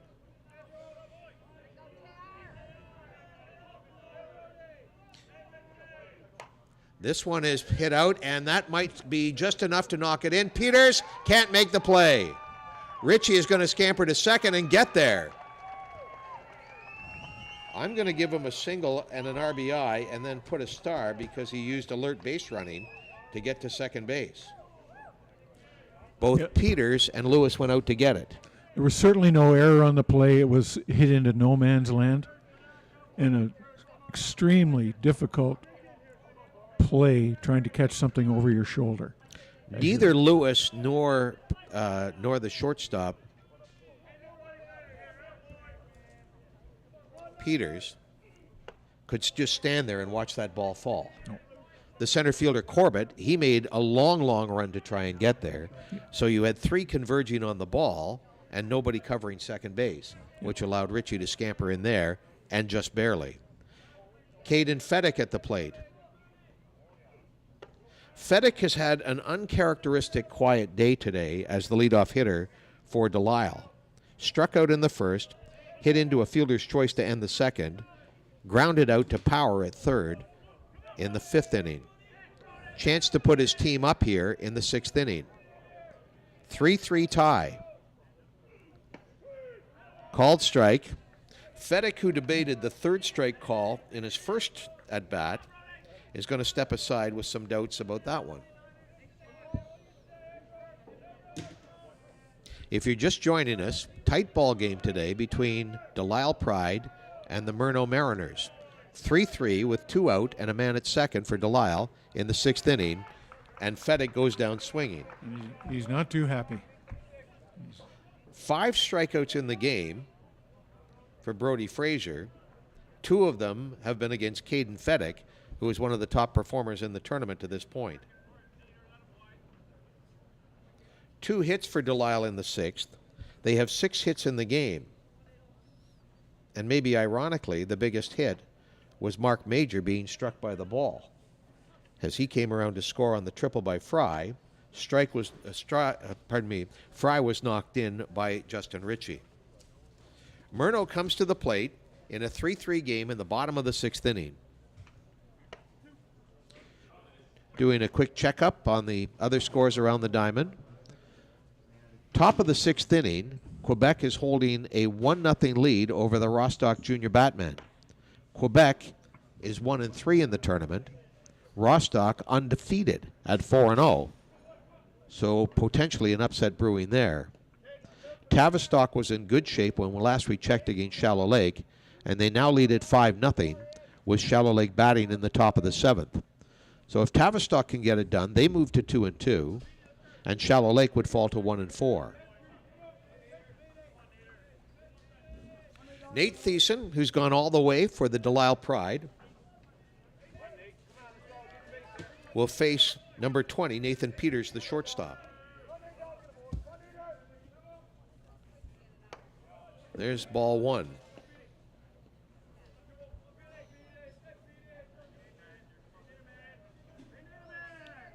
Just past 10:30 on a Wednesday morning here in Kitchener.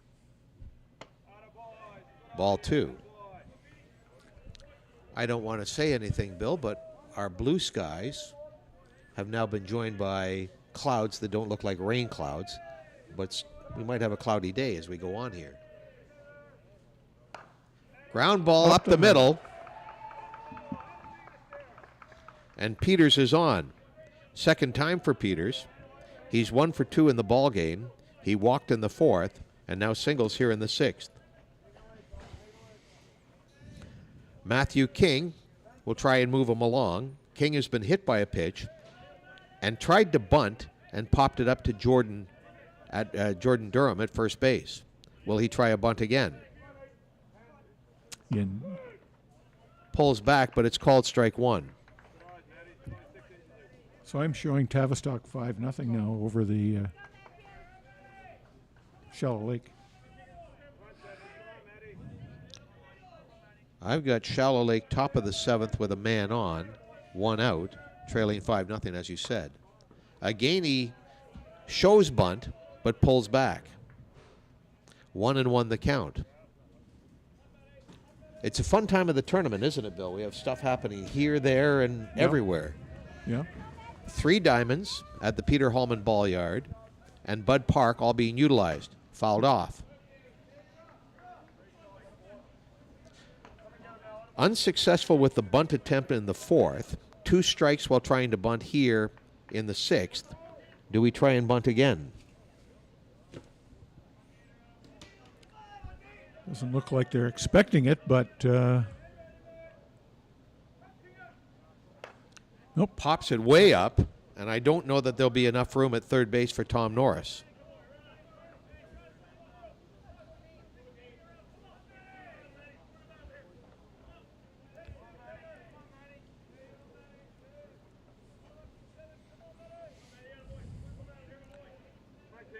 Thiessen looking for his 10th strikeout in the ball game. He has not struck out King. He struck him, hit him with a pitch,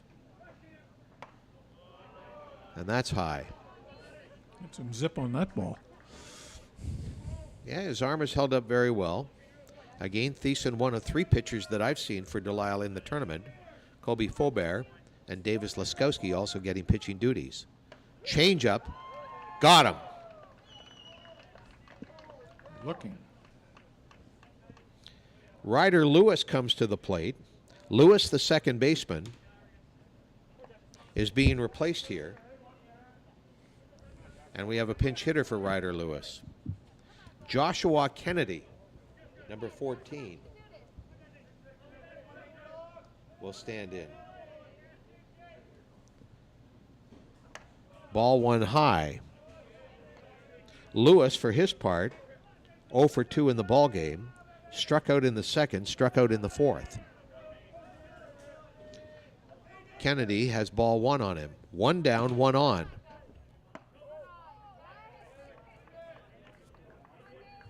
Two and 1. 3-3 tie between the Delisle Pride in the green and the Murno Mariners in the blue.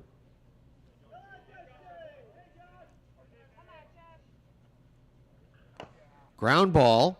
Ritchie will handle it. Looked at second, but instead goes to first. So Ritchie to Durham for the putout. Peters will advance on the fielder's choice.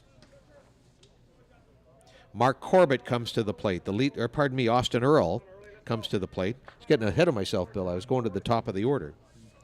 Runner at second, 2 out in a 3-3 ball game. Earl, 0 for 1. Struck out in the second, walked in the fourth. Runner in scoring position and that would be the go-ahead run.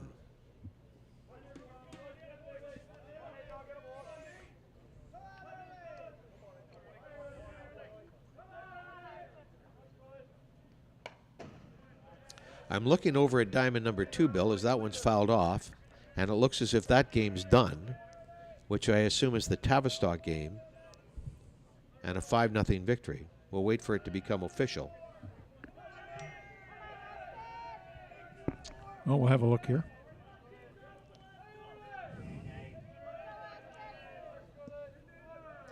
Thiessen looking at Earl. Earl trying to drive in a run.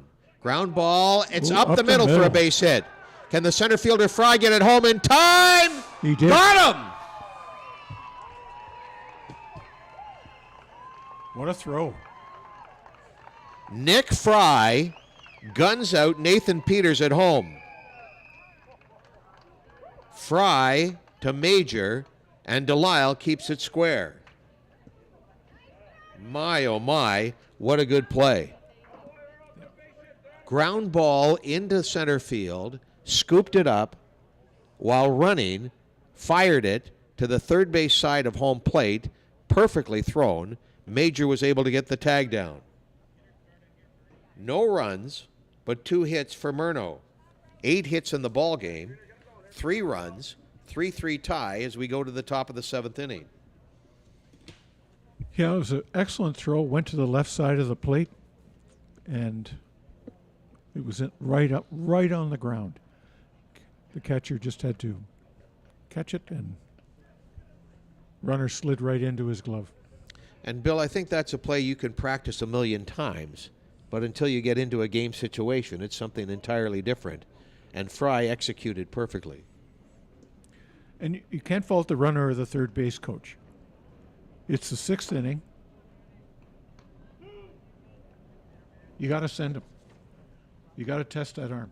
There's 2 out, so he's going on contact. Yep. That gets him to third probably as the ball goes through the infield. So while the ball is getting to Fry, he's making the turn at third base. Yeah.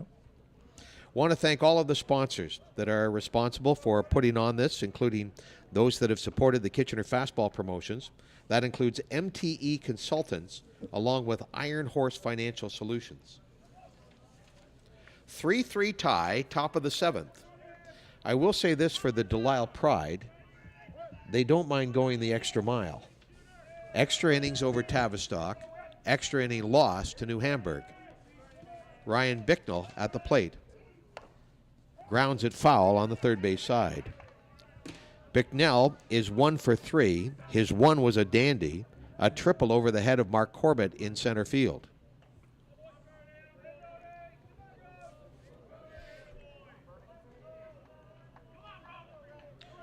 Rostock batting in the bottom of the 6th inning, trailing 1-0 against Quebec.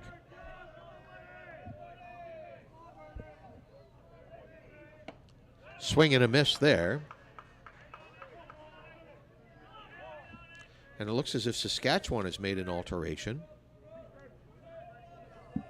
putting in Rhett Bernard.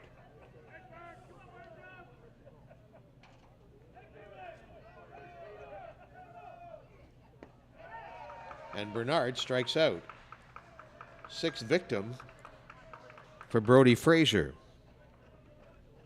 Here comes Jordan Durham, the first baseman, 2 for 3 with a pair of singles in the game. In the first inning, he singled and drove in a run, the only run of the ball game. He singled again in the 5th inning, but was left stranded. The 5th inning, probably the most efficient inning for Brody Frazier. As Bill mentioned, he probably didn't use more than 10 pitches. Again, Frazier snares that one, Bill. So good news, it went to his glove and not his hips. He's taken 1 on the right, 1 on the left, and 1 up the middle. Davis Laskowski comes to the plate with 2 out in the top of the 7th in a 3-3 ball game. Murno, 1-2 in the tournament, looking to even their record as defending champions. Delisle looking to go to 3-2. Delisle has 1 more game against Shallow Lake. Shallow Lake likely to come into that ball game 1-4.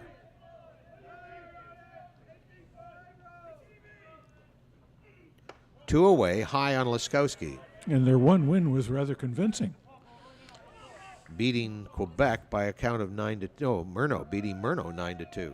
Losing to Quebec after that. That was the surprise. I thought Shallow Lake would have some momentum after their victory, but then they got more or less convincingly defeated by Newfoundland and the Mariners. Change up, swing and a miss.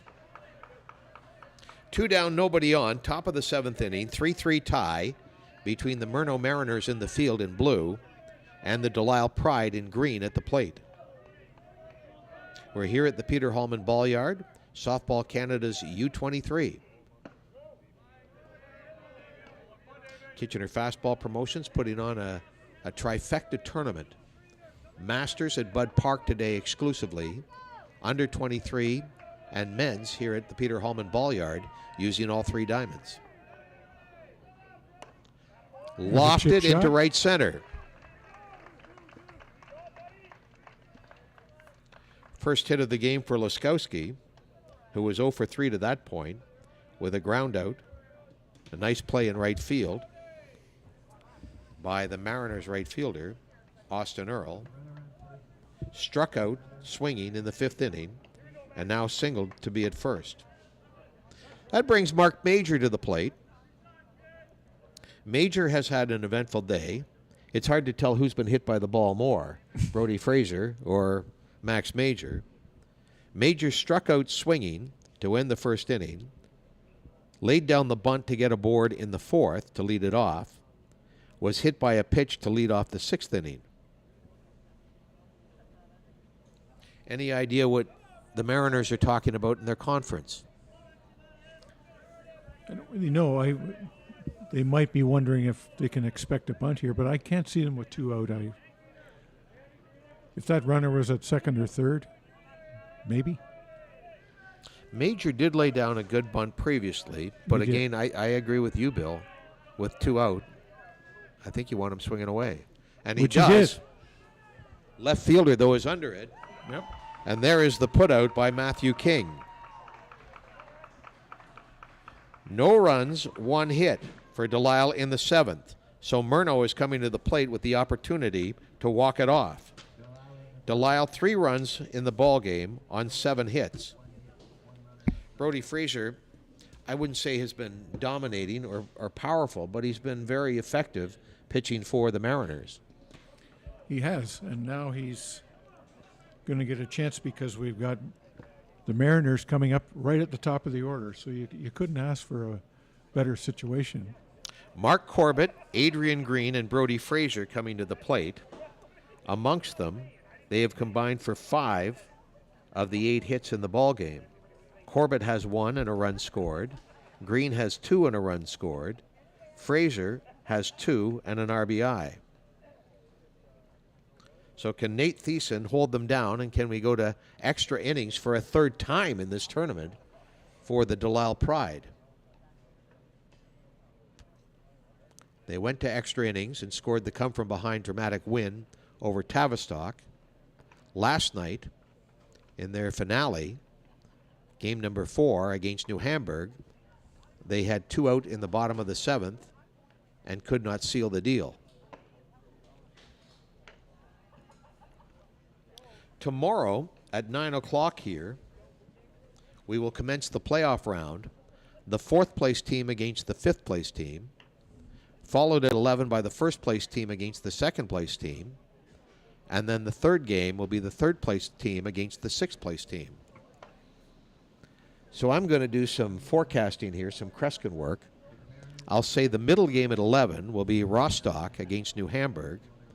The opening game will be Murno against Tavistock. And the other game will be Delisle against Quebec. Sounds good to me, Fred. We'll see how inaccurate that is 24 hours from now.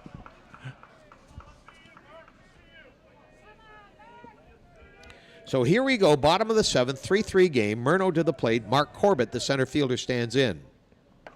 And he drills one into right field on the first pitch. Second hit of the ball game for Corbett. In the bottom of the 1st, he managed to score to tie the game.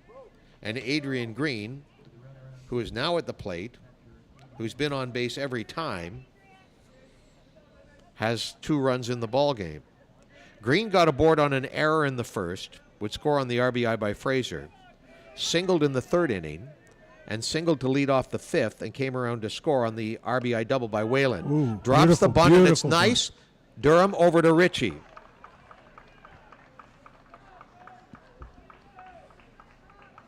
Perfectly executed on both ends, Bill. It was.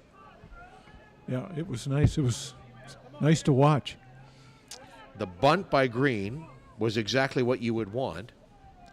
The fielding by Durham, what you would want. And the cover by Ritchie to get to first for the putout. Intentional walk of Fraser. Yep.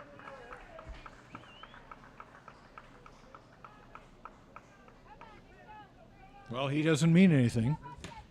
So might as well set up a force at any base. Corbett at second. Fraser intentionally walked at first. 1 out. And the designated player, the cleanup hitter, Mitchell Whalen, to the plate. Whalen doubled in his last at bat, but was thrown out at the plate on an 8-4-2 putout.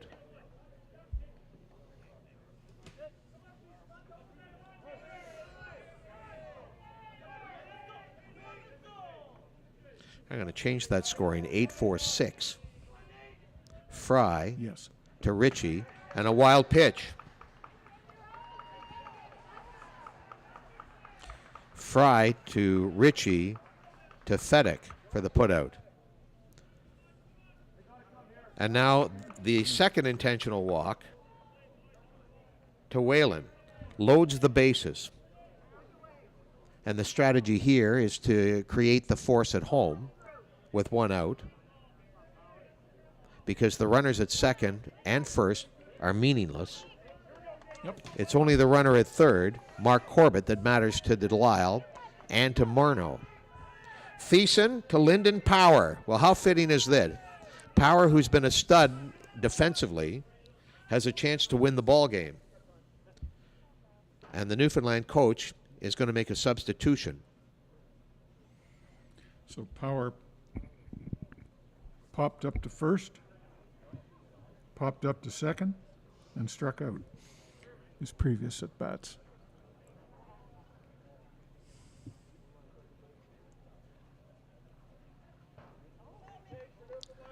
So we're getting a pinch runner here at first. Interesting. And down there, that's number 17 for the Mariners. That's Karu Noah.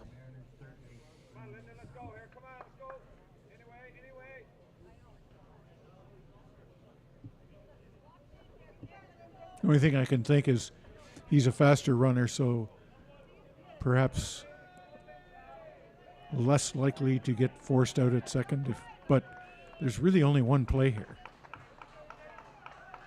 Unless they try for a double play, which means that runner at first, if he's very fast. Yeah, if you were going to go for a double play, it would be home first, I would imagine. Well, here's our scenario. Bases loaded, 1 man out, 3-3 tie, Murno looking to win it. Ball 1. Walk is as good as a hit. So they've got the infield in all around, except for first. First and third are level with the bag, but the second and short are in. Lyndon Power, 0 for 3 in the ball game. His best chance was in the first inning when Jordan made a good play at first base. Jordan Durham. 1-1 is the count on Lyndon Power. 1 away, bases loaded, 3-3 tie. Murno at the plate trying to win it in walk-off fashion. Delisle trying not to let that happen.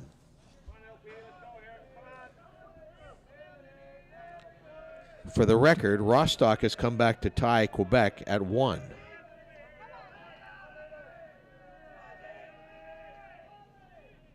Swing and a miss, strike 2. So Delisle could really use a K here.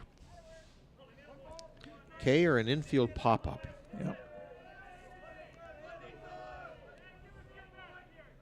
2 intentional walks and the single by Corbett, who's at third base. 2 strikes. Can Thiessen get an 11th strikeout? Doesn't get the call, or the call that he wants.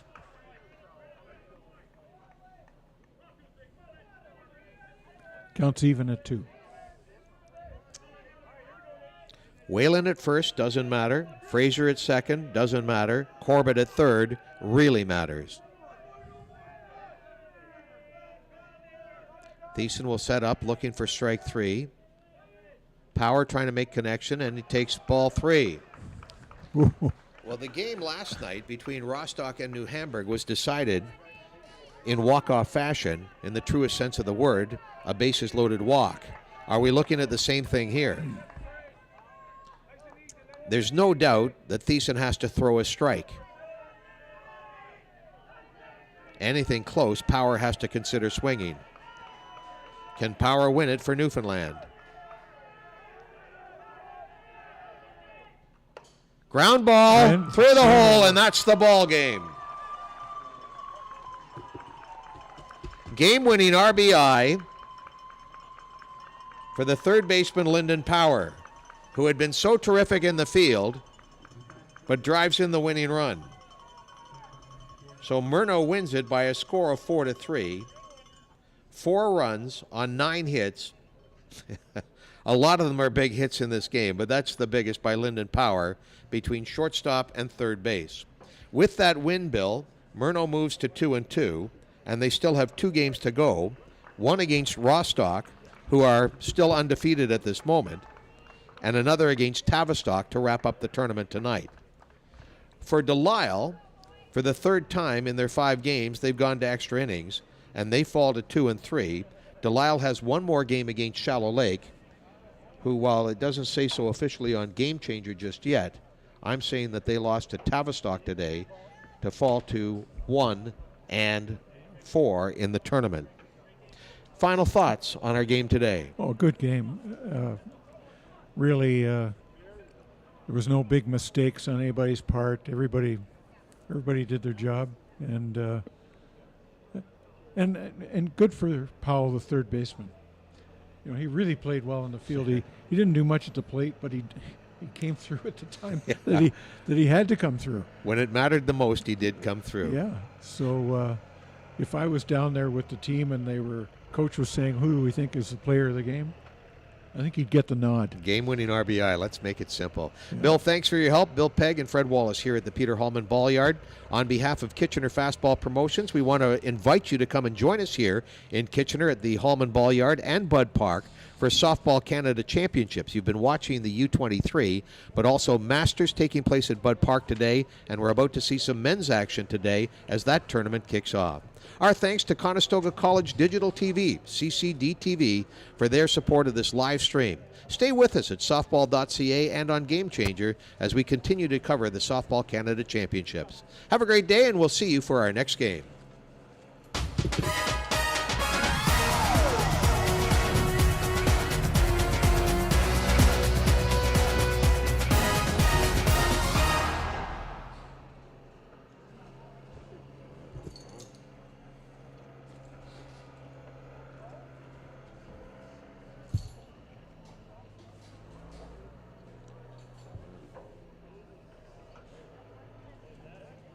So who's up here next, Fred? I think it's a men's team. Oh, is it? I believe that's